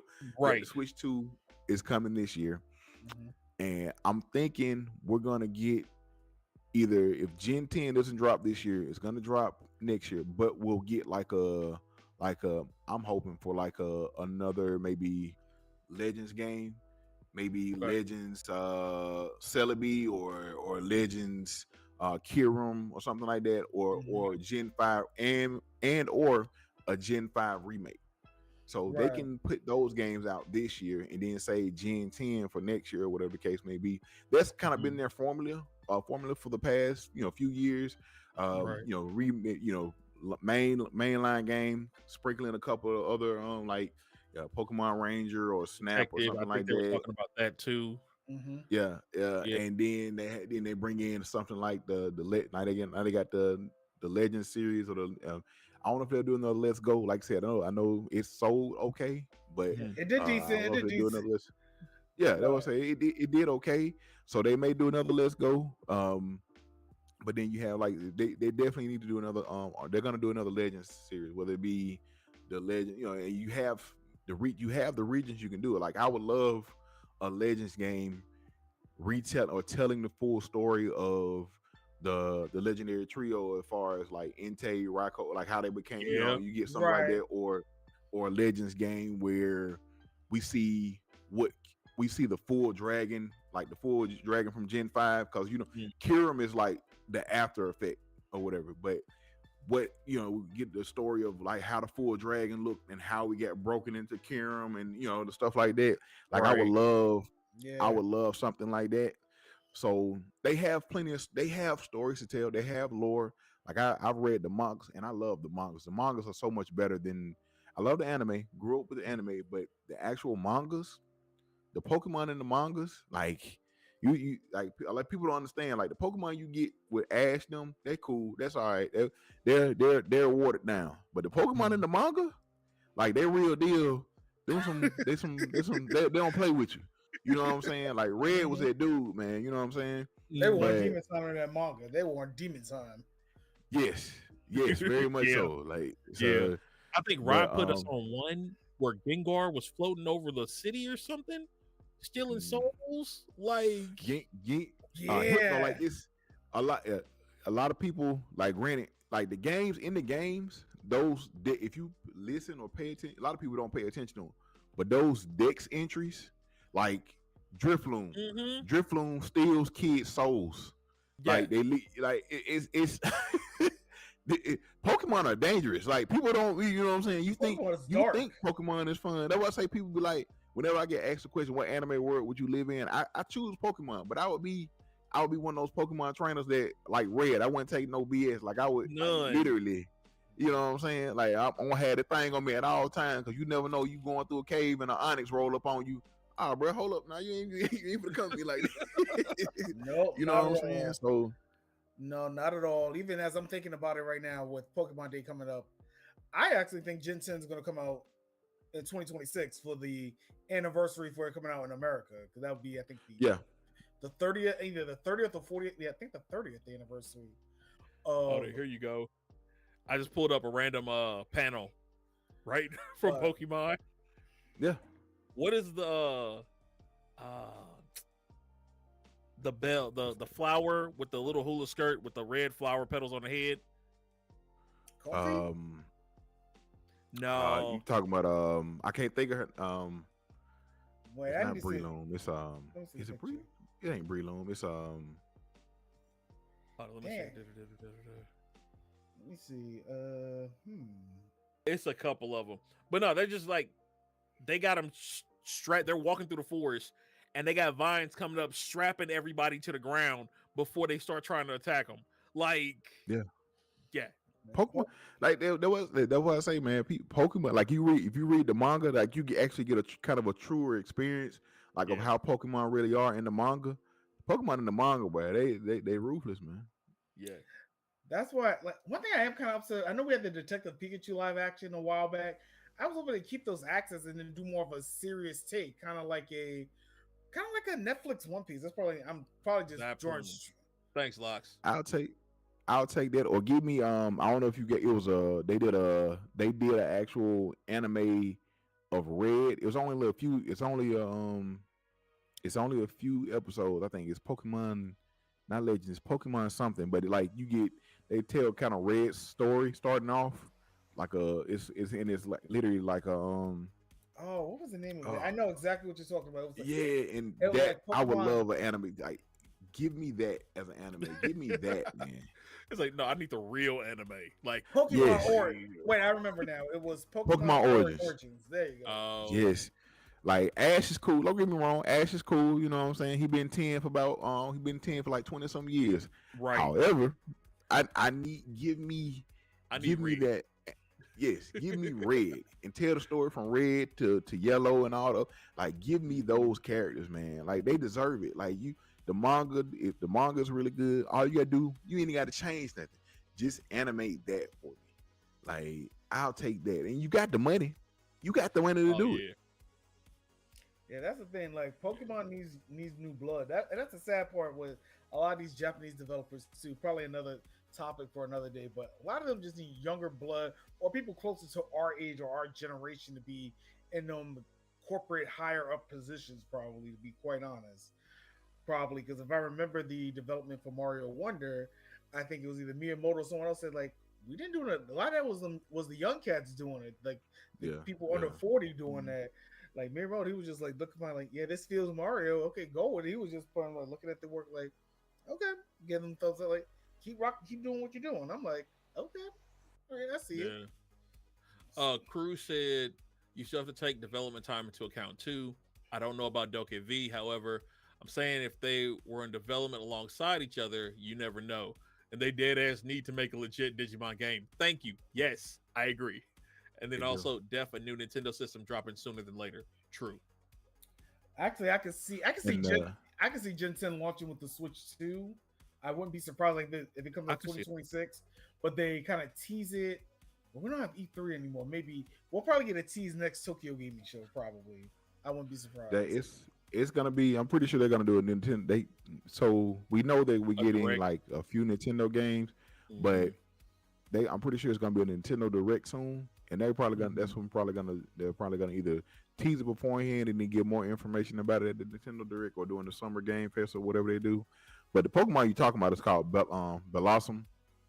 It's BELL, something like that. It's Blossom that has the rose there. But yeah, and it may be 2026. But I say I'm thinking it's either if they give us some stuff to fill the void, which is like a Legends and a Gen 5 remake this year. That's what we're probably gonna get Gen 10. Yeah, we're probably get Gen 10 next year. Remakes, it looks like.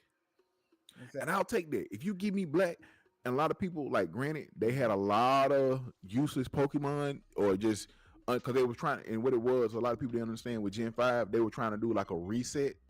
That's why we had so many new Pokemon, and like in Black and White, you couldn't access like any of the older Pokemon to like post game or whatever the case may be. They were trying to do like a refresh or whatever. So like a generational reset. To go into a little bit more detail, Gen 5 was supposed to be a reboot. It was supposed to be a full reboot. Correct. But they backed out. They backed out and just made it a soft reboot. The anime in particular had a story plot, and I heard about this years later that I know a lot of people give shit for the Black and White anime. It's because they had to pivot because the anime was building up, and when I heard the story, I'm like, oh my god, I would have jumped right back in if this was the case. It was supposed to be a storyline of Team Rocket versus Team Plasma. I remember I heard the scripts for that, and I'm like, oh my god, I would have jumped right back in. I went back and watched the because I started back. I fell off the anime as well. I went back and started watching the anime. I picked up around Gen 6 when he was in with X and Y. And I will say this, X and Y was really, really good. When they had that's when you had the ability to do megas and stuff like Pokemon X and Y was really good. But I went back and watched the Gen 5 anime after I watched X and Y, what have you. And Gen 5 was all right, but like you can definitely see they definitely could have did something like that and reset the entire reset everything. I mean that would have been a good starting point, restarting point. Because right now, like I said, you're looking at we're at 1,000 Pokemon. Like and they're not through making Pokemon games. So and people don't get it wrong, we like new Pokemon, but it's only so much more new Pokemon you can give us. Before you get into and that's why I kind of right. And that's why I kind of like what they're doing, where they do like regional variants, where you have like that same Pokemon but a different region, and it's a different different typing and stuff like that. So I'm fine with stuff like that, but like I said, they still need a lot of improvements still need to be done. Yeah, just some like we've been saying, like new blood, like the regional variants was a good. They should have did that a long time ago. To be quite honest, that was a good idea. Correct. They should, and then Gen 9 with the convergence piece. That's like if you know your animal biology, that is actually a true legit thing. I think a lot of people I didn't even realize it was convergent species and so Pokemon. I'm like, oh, that makes total sense. That makes total sense. I know people were like, oh, they're just being lazy, but I'm like, no. If you know your animal biology, that makes sense. Like look at all different breeds of dogs you got. Like if you look at certain dogs, like a Shih Tzu and a Rottweiler, not Shih Tzu and a Chihuahua, they're both small dogs. They could have had a common ancestor somewhere down the line. There you go. That's what I say, man. I really like they have, and that's one thing. People, they like with Power coming out and stuff like that. People, Pokemon needs to do this. I told y'all Pokemon this. Like, listen, I get it. I'm not saying you're wrong, but they've been like saying, and it's just they've been baby feeding us little stuff over and like I said, the regional variants, the convergence species, the stuff like that, the different gimmicks. Like this in Scarlet and Violet was the terror, being able to terrorize or whatever it is, terrestrialize, being able to do that, stuff like that. And like it's been all right, it's been okay, but like I said, they just haven't had that competition to push them. Like, you know what? Let's make some changes. Let's actually make some real changes and do some stuff. Let's implement. Let's bring in some more writers. Let's change the story up a little bit. Let's make this a little bit more challenging. They haven't had that competition to push them in that direction. And I think Power World, with the success of Power World, and the thing is though, can that maintain that? It don't have to stay as high as it was, but can it maintain just a consistent type of success? And if Doki V gets released and have a good, successful, just consistent success, I think that right there they'll recognize that, and they'll see they drop a game and they don't sell, or it doesn't sell as well as it normally does, like starting out. It'll probably still make its money, but it may not sell as well as it does starting out, and they'll start looking like, oh, like what's going on? Why are we not getting? Why are we not getting those people? We're not getting people this age range buying the game anymore, because you know why? Because they're playing this, or they have this, or they had a taste of that, and they're not getting it in here, so they're not buying our game. Maybe we need to go in and change some stuff. You know what I'm saying? And that's what a lot of games, a lot of people say, like, and to make those developers change a lot of their stuff, you're gonna have to stop buying the game. And it's sad. Yeah. It's real sad for somebody Yeah. who loves, you have a certain thing of game like Madden. I love Madden. I don't play it competitively anymore, but I play it just because my friends. We have an online Madden league with me and my friends, and we Makes play. sense.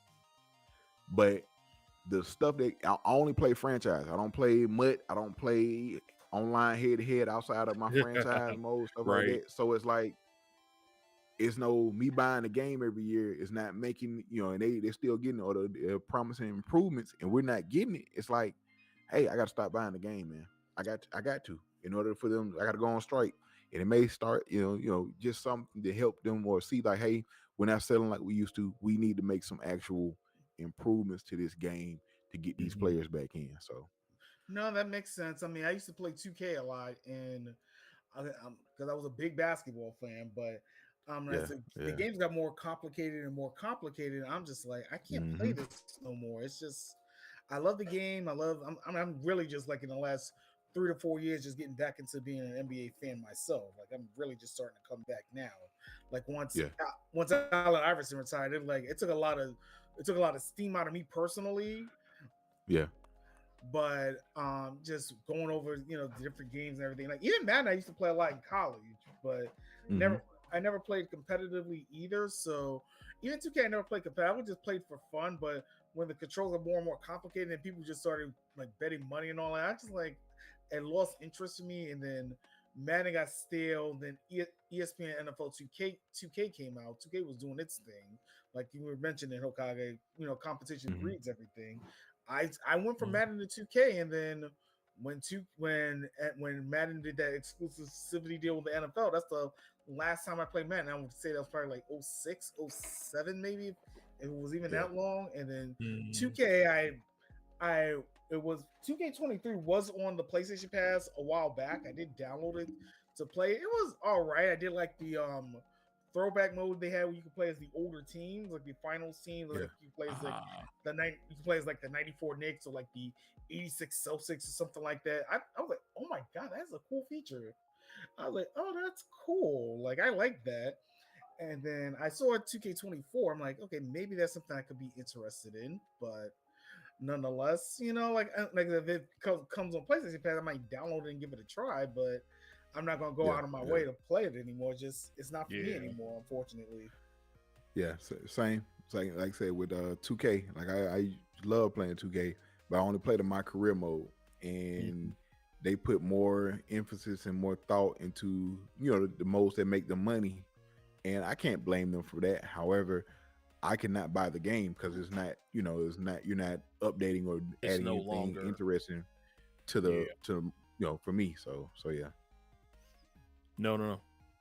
I mean, and I agree. It's a money thing. It's business, and I get it. I do get it. As a gamer, it sucks, but it's a business. So we'll see what happens. I'm assuming, if this next game flops,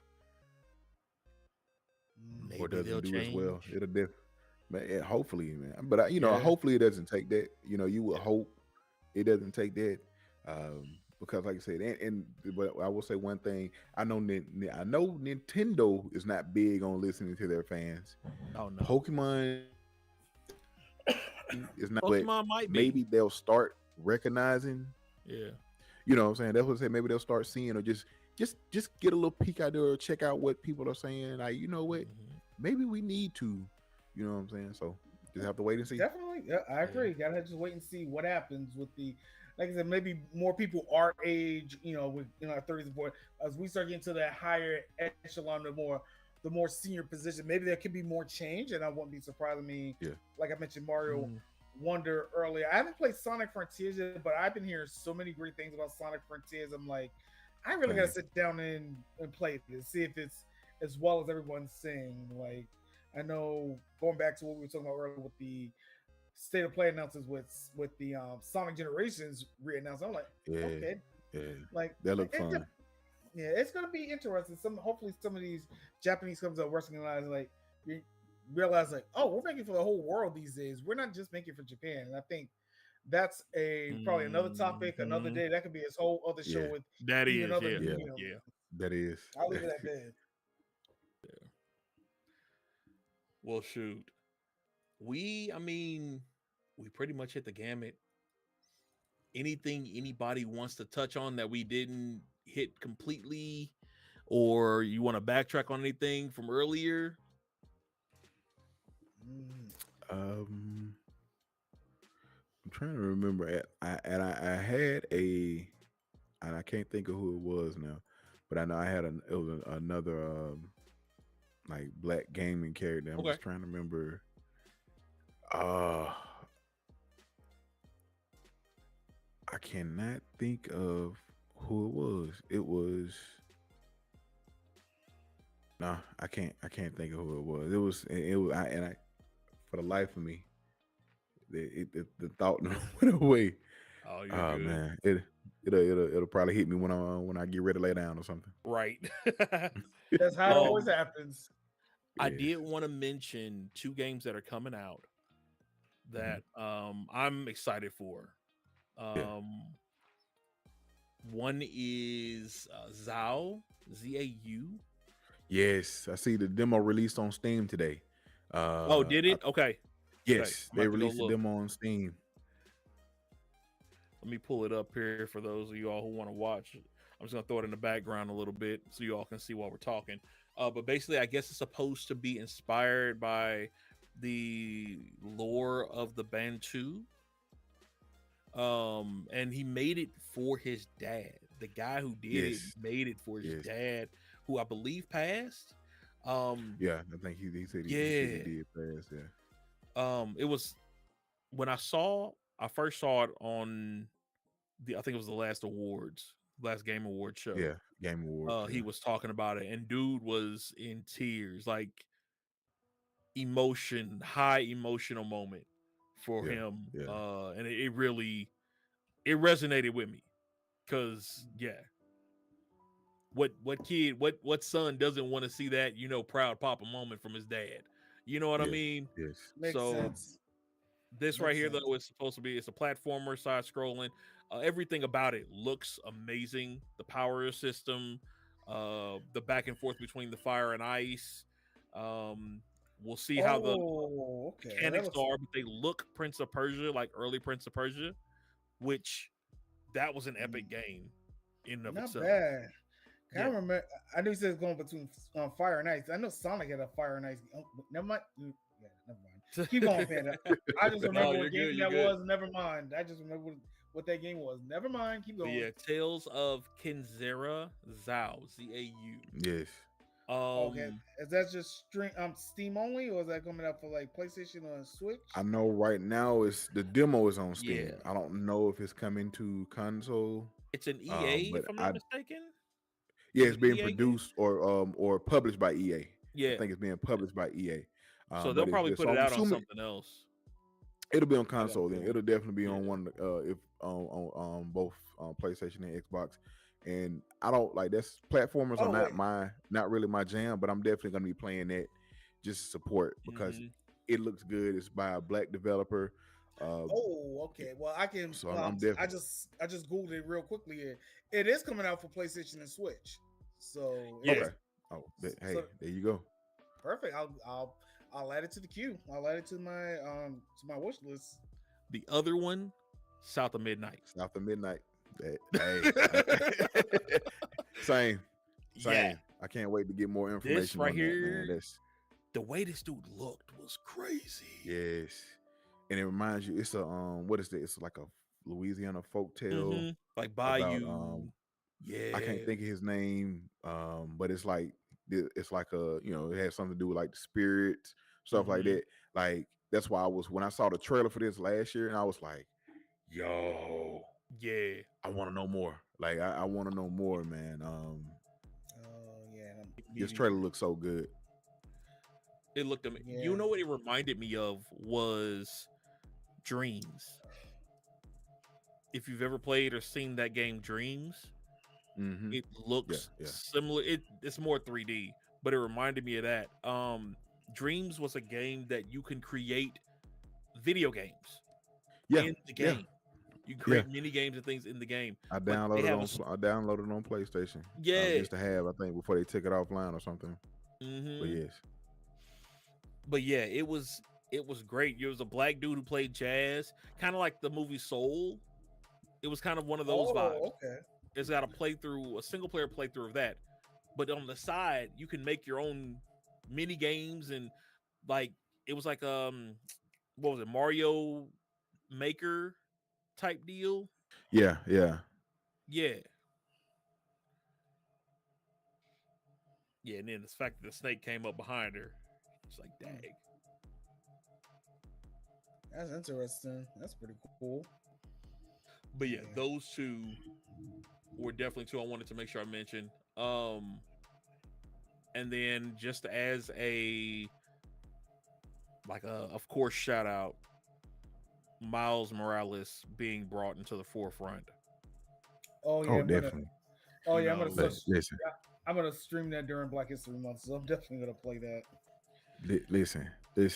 When I am like, as much as I love games, I love comics as well. Okay. I remember I had gotten out of comics and I wasn't buying comics, and I just so happened when I stayed in Huntsville. So I stayed in Alabama. I'm from Alabama. I stayed in Alabama, and I was staying in I stayed in Huntsville. And Huntsville has a huge comic shop called The Deep, and I was just in there one day just browsing, perusing. Like I said, hadn't picked up a comic in years. This is over 10 years ago. This when Miles first came out, and I saw him like, is that a black Spider-Man? That a black Spider? Hold up, man. I pick it up. I'm sitting there reading it. I was like, I grabbed it because at the time it was only like 6 or 7 comics out. Like he had just came out. Grabbed them, went to the page, drove around the corner to because I stayed in an apartment, not too far. Drove home. I'm sitting there looking like, yo, this is a black Spider-Man. So I'm sitting there reading it, seeing it, and it was just that we've come so far. You still got people hating on Miles, but I love the representation. Like, I love Miles. Miles is such a dope character. I like how he's different from Peter. You know what I'm saying? You still have Peter. Nothing wrong with Peter. Peter's always going to be amazing, going to be great. But you got somebody that looks like you, and that's different version, has similar powers, but he has other powers that Peter doesn't have. Things of that nature. Like, Miles is amazing, man, and I'm glad we got Miles. You know what I'm saying? Like, he's such a dope character, and they did a really good job creating him and writing him. So yeah. Oh yeah, definitely. And then him, and then Riri too. Got shout out Riri Williams. Oh yes, shout out Riri Williams. Shout out to one of the OGs, T'Challa. Like listen. The only one I'm waiting for is Static. That's the only one I'm waiting for right now. Yes. First off, let me shout you out for saying his name correctly. I get so tired of correcting folks. His name is not Static Shock. That was just the show. It's Virgil. The show was Static Shock. That's not his. Oh man, look at Static Shock. His name is just Static. Yeah. Just Static. No That's Shock. it. That was the name of the show he had. Yeah. The comic, his name as a superhero, his Static. Yeah. That's it. Yep. It was always Static, no matter what iteration. If you watch Never. DCAU, or even if you watch Young Justice when Static was, which I was kind of surprised they got Static. I was like, it was just Static. Yep. Oh, shout out to Retro Correct, man. Static needs a movie, man. Yeah. Oh yeah. He needs a movie. Long overdue.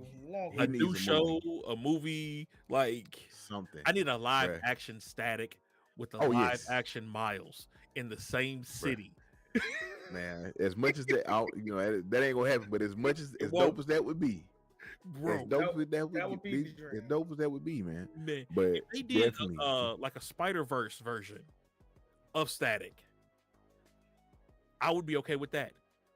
Hey, I'll take. You know what I would take? I would love to see. You can I'll take even some of the younger, like give me Static, and just have him have to work with the Signal for a little while. Okay. I'll take it. I don't know if you guys know about the Signal, who Duke Thomas. Yeah. Hey, and I think their powers kind of go well together too, bruh. Let me see. Let Static had to go to Gotham, and Batman's out, and just Duke is around. He has to help Static do something.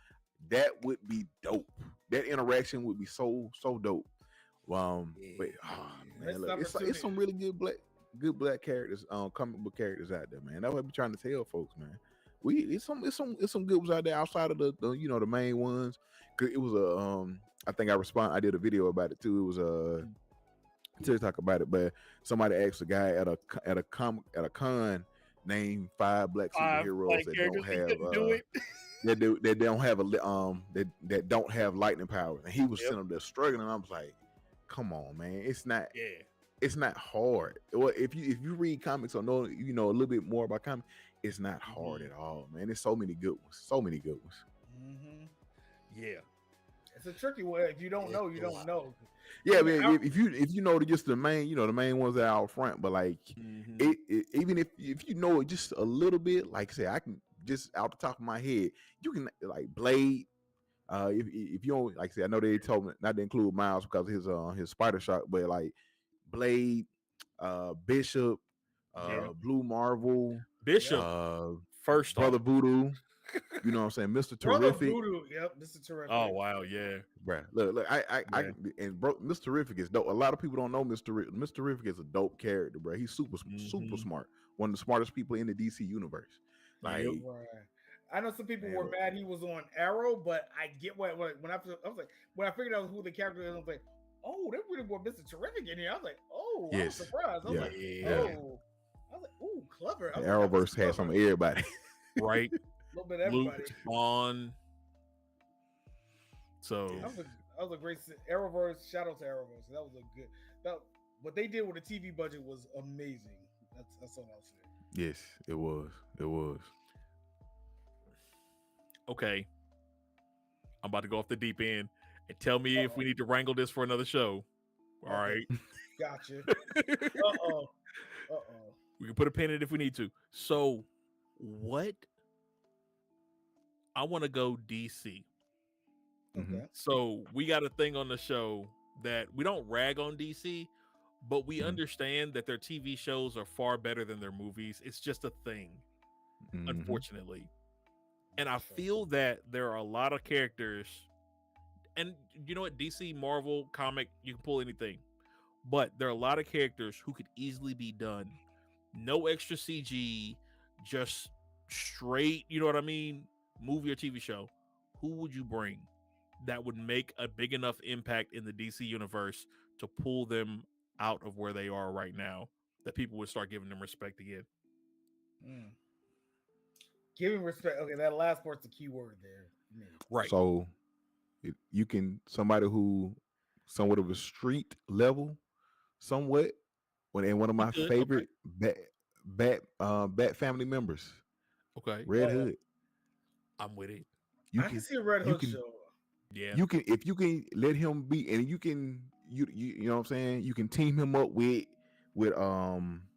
not Green Arrow, the red his sidekick Speedy, or whatever. Like you can team him up with Speedy. I know for a while that he was teaming up with Speedy and Starfire when they had I can't think of the name, but it was the you got to bring Starfire because I know Starfire. Yeah, it was the Outlaws, and you don't have to use Starfire. You can pick somebody else that's more that way you don't have to use a whole lot of CJ because Starfire, her powers. Like if you want to bring in Vixen.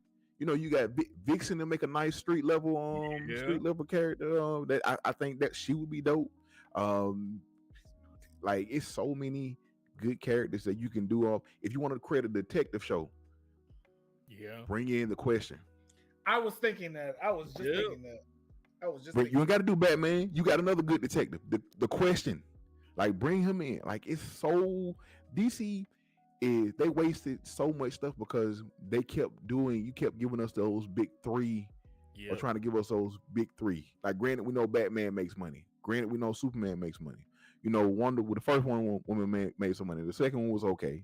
It wasn't as trash as people trying to make it seem. It was okay, but you have other characters in your wheelhouse. I just watched the Blue Beetle movie with my kids like a couple of weeks ago. It was a good movie. Really? It wasn't the best, but it was a good movie. You know what I'm saying? Like we enjoyed it. Yeah. Same thing. I haven't watched the new Aquaman. I like Aquaman. I like because Black Manta is one of my favorite DC villains. Like, I love Black Manta. I haven't watched Aquaman 2. The first Aquaman was okay. Like you have it, but the problem was with DC. I think they tried to be too much like the MCU, and that's what messed them up. Because if you go look at DC's animated cartoon movies. Yeah. Some of the best. Under the Red Hood is probably still one of my favorite like adult animated movies. Under the Red Hood. Yeah. You know what I'm saying? Like you have the characters, you have the stories. You just need to find somebody who's willing to take the time and help develop them into the movies, man. They like you have it. You just trying to do what you can't do what Marvel do. You can't do what Marvel has done. That was always the problem. That was always the problem. There we go. Hopefully James Gunn sees that. Black Lightning, Steel. That was who I was gonna say was Steel. And OG like Steel. Man. Now, don't give me no Shaq Steel either. Give me the good Steel. Right. You gotta save somebody's life by shooting a grenade through a little shooting a grenade like a free throw through a little hole. We don't need that. We don't need Ray J jumping all over me. We don't need that. Right. Man. No, the one I would love would be a remake of Constantine. Good point. I can see that with the CGI we got today. I can see that. Man. Listen, that's something I wish Marvel would delve into, some more supernatural stuff. But I would love for DC to get like the Dark Justice League, like the animated movie was good. You know, Zatanna, Constantine. I can't think of the Goblin looking dude. Him. It was some other guys, but like you have it. Marvel has it as well, bro. Like don't be afraid to dive in. Like I don't know if you guys watched. They had Marvel on Hulu. They had the Hellstrom and him and his sister. That was actually a pretty dope series. It was only like one season. Lobo and Hex too. Yes, you can give us Lobo. Yeah, Lobo give me Lobo. A funny series. But to get my proper answer for DC, Constantine was a good one. I was actually thinking of Constantine myself, but going into the DC rabbit question was another one I thought of. Like you can definitely, I can see it. I can see like a question if you want to do it like maybe live action Tick, maybe something like that. But that would be fun. Yes. But as I'm thinking about it, you know what? I'm gonna say it, and I see King of Live mentioned it in the chat. I actually say Black Lightning because I don't like what the Arrowverse Black Lightning. I liked the first 2 seasons of Black Lightning, but I always felt the 3rd season broke the show. My honest opinion, I think the 3rd season broke the show because I like the whole dynamic of the Black family becoming superheroes, or like the families fighting together.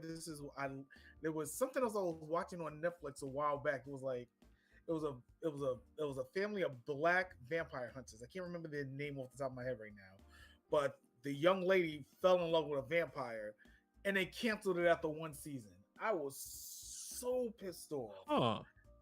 I was so pissed off. I can't remember the name. I don't know what it was on. It was on Netflix. Okay. It was a family of black ghost hunters or vampire hunters. I can't remember the name of it right now. I don't know. So now that it reminds me of a book that's going to be getting made into I think they're developing a live action for it. I think Regina King is supposed to be help producing or directing. If you guys haven't heard it, but it's called Bitterroot. They're like a family of black ghost hunters and demon hunters and stuff like that. And Regina Hall is going to be working on getting developing it into an actual live action show or movie, but it's a really good series. I ended up picking it up. My homeboy recommended it to me. Yeah, Bitterroot. Okay. It's really good. If you get a chance, check that out. We'll do. Rod, was that First Kill? I think so. It might be called First Kill. Yeah, I think it was that actually. First Kill. Okay. It was a good like when you get to the end, you're like, oh man. I was watching that, found out it got canceled. I was pissed. Like heavily Monster Hunters and urban fantasy. Gotcha. And Panda, you know who was laughing their ass off about it? Oh, Nick. Of course. Of course she was.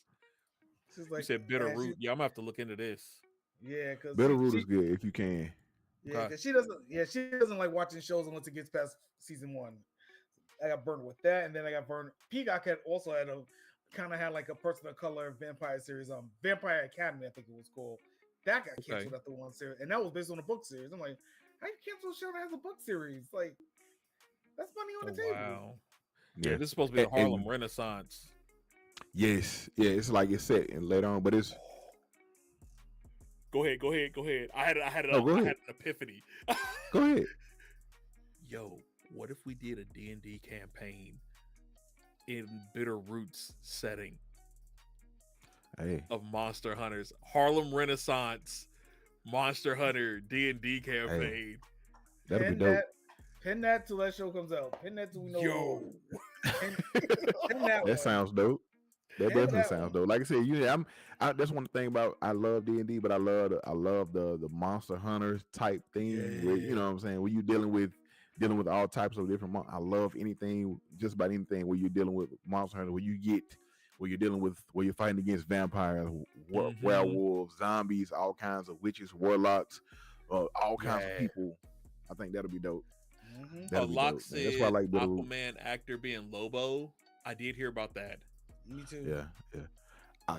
And see, this thing with Lobo, you can give us a Lobo movie. You don't have to even bring Superman in it. You can give us a Lobo bounty hunter movie. Yeah, bruh. Yo, that's Martian Manhunter. Have him go after Martian Manhunter. Yes. Yes. Can I say something real quick? Go for it. Go ahead. I don't want to interrupt. Go ahead. No, and you're probably thinking the same thing. If we do a Martian Manhunter, can we get the guy who voiced Martian Manhunter in Justice League to do the voice? That's all I want. That's fine. I just don't. I will not forgive them for playing Martian Manhunter the way they played Martian Manhunter in Justice League. This man showed up at the end of the movie and was like, "Hey, I saw y'all was getting y'all butts whooped. I decided to just watch and see what was gonna happen. But next time, I got you. That's basically what this man did." Yes. I'm like, y'all really played this man like this. Come on, bro. Y'all could have gave this man. Come on. Yeah. I saw everything. I was like, I saw everything going on. I ain't know when to jump in like y'all was doing double dutch. So I decided to wait the next time. You know what I'm saying? I'll come back next time. Yeah. No. Yeah. Man. Yeah. And he said Black Lightning, all new cast, but keep the same main villain. I can respect that. The villain was really good in Black Lightning. Yeah, the guy that played the villain was really good. He did a really, really good job. Yeah, man.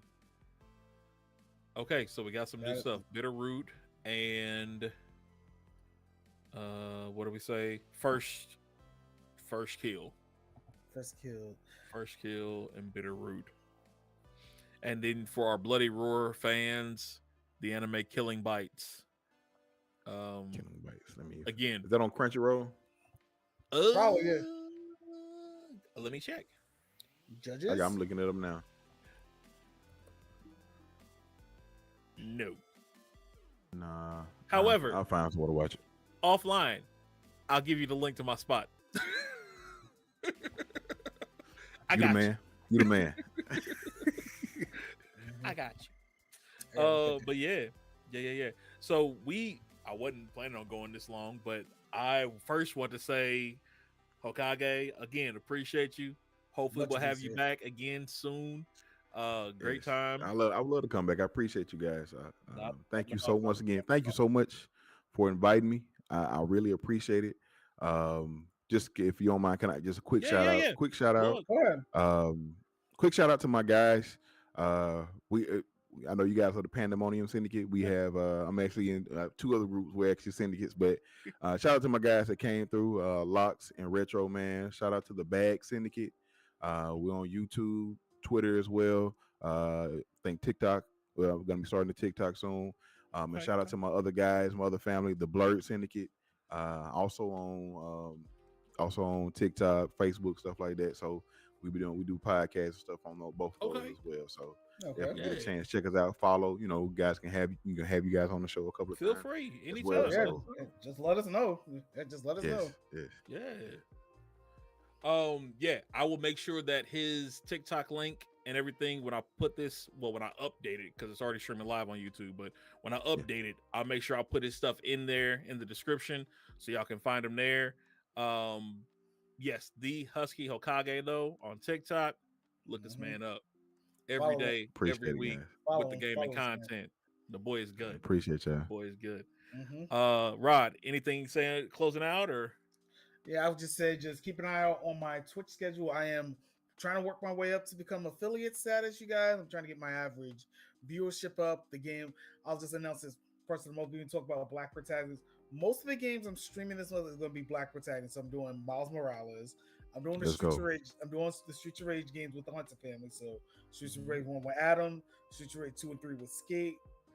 I'm not sure about Streets of Rage 4. I might see if I can get my fiance to jump on. We might just do survival mode with Streets of Rage 4, the two of us. We're pretty bad. The two of us together, we have gotten. I don't know if either one of you two play Streets of Rage 4 on the survival, but the two of us together, we can get. I haven't played on survival, but I'm down. If you need if you need somebody to play, Need a third. Just let me know, man. Just let me know. Like my fiance and I, we can get to the high 20s, low 30s together. So we're pretty nasty with it. Okay. We're pretty nasty with it. But yes, I'm doing that, and then I'm kind of finishing off some other series. Like tomorrow, I'm going to be streaming Sonic 3 Knuckles with Knuckles. Obviously, Black is we know Knuckles is Black adjacent. So he was. Hey man, exactly. Just, like you got those characters that just automatically know they black. Like Piccolo, everybody knows Piccolo is a black man. You know what I'm saying? So it's like you got like Knuckles. Knuckles is a black. I.e., why they got Idris Elba. When they got Idris to do that, that was just perfect. Yes, it was. Like Knuckles is black. Right. And then the other game I kind of started towards the end of last month, Crash 3 Warp. I mean, Crash has a lot of person of color, Caribbean, Polynesian inspiration. So, Facts. So probably just those games, and then I'm also playing Husky Mega Man Battle Network 3, who also has, I wouldn't say a protagonist, maybe a rival to Land Dex. He's black. He has Gutsman as his net navy, so black adjacent. True. He's not the So I was looking at him like, oh snap, I'm playing with black protagonists. I didn't even realize it. I was like, oh wow. And that's about it for me. And then I might just be streaming throughout the month Ace Attorney 3. I'm gonna probably maybe in the springtime do Apollo Justice. I want to just stream that. And I know my fiance is gonna jump along for the ride for that one. But nonetheless, but February, black protagonist.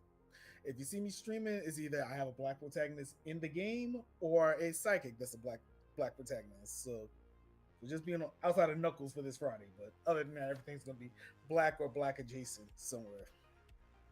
Let's go. All right. I'm black. So and what I'm he black said and was I'm come black, get your y'all. chocolate fix. Hey, there you go. Pretty He much. said come get your chocolate fix is what he's saying. So, in general, next week's show we'll talk about black anime characters, and kind of how they fall within their series. The following week, we're gonna go over black voice actors, for kind of give them their props, their flowers, things of that nature. That'll put us most of the way through the month. Let me see here. Let me double check the calendar. Probably one more Thursday after that. The Thursday after that, which is the 22nd and the 29th, one of those two, we may bring back the D&D session for one of those two. And the fourth one will be a surprise. So just so you all are aware of kind of how that's going to go. As far as my general streaming, I'm in there in and out. So you catch me when you catch me. For the most part, only the podcast is going to be officially set. However, you all can keep an eye out, please, for the other pillars of Pandemonium podcasts are going to start dropping in the next week. Lessons and lore, and actually I'm gonna switch the background here really quick to our banner. So as you all can see, again, Panda Gaming is where we do our live streams. You have the Panda of Pandemonium, Pandamora, where we do anime reviews, anime recaps, anime news, things of that nature, where the podcast falls. So we'll have some more of those. Tales of Lesson and Lore. We're gonna have some story time. That's what we're gonna have. So audio readings of books, stories, things I've created, things that are mythological, public domain stuff, just so y'all can have something in the background if y'all need to listen to a story real quick, right? And then also Panda's Pearls, which is motivational talks, meditation, guided meditations, Pomodoro music for studying if you would like, things of that nature. So keep an eye out for those. As of right now, the schedule is once monthly for each of those. I'm going to try to shoot eventually for once a week, and then hopefully 2 or 3 times a week with all of those as well. But that's like 8 different podcasts at once. So, And people got to so work for right on that. now, we're going to shoot for one a month for each one and go from there. But I hope you all really enjoy. I do have a project that I'm working for one of those where I'm going to take Deus Ex Mankind and turn it into an audio listening experience. So you will be the main character, basically going through my gameplay of that game as an audio book. Interesting. So hope you all enjoy that and that process as we go through it. Other than that, I appreciate everybody for swinging through. Thank you so much. Again, check out the Husky Hokage. Make sure you check out Robbie to win. Check out the Panda Pandemonium place on social, Facebook, YouTube, Twitter, TikTok, all that jazz. But as we always say, know your chaos, embrace your chaos, become your chaos. Understand that that is where you will finally learn to become the eye of the storm and control everything that's going on around you. All right. So hope you all enjoy. We love y'all.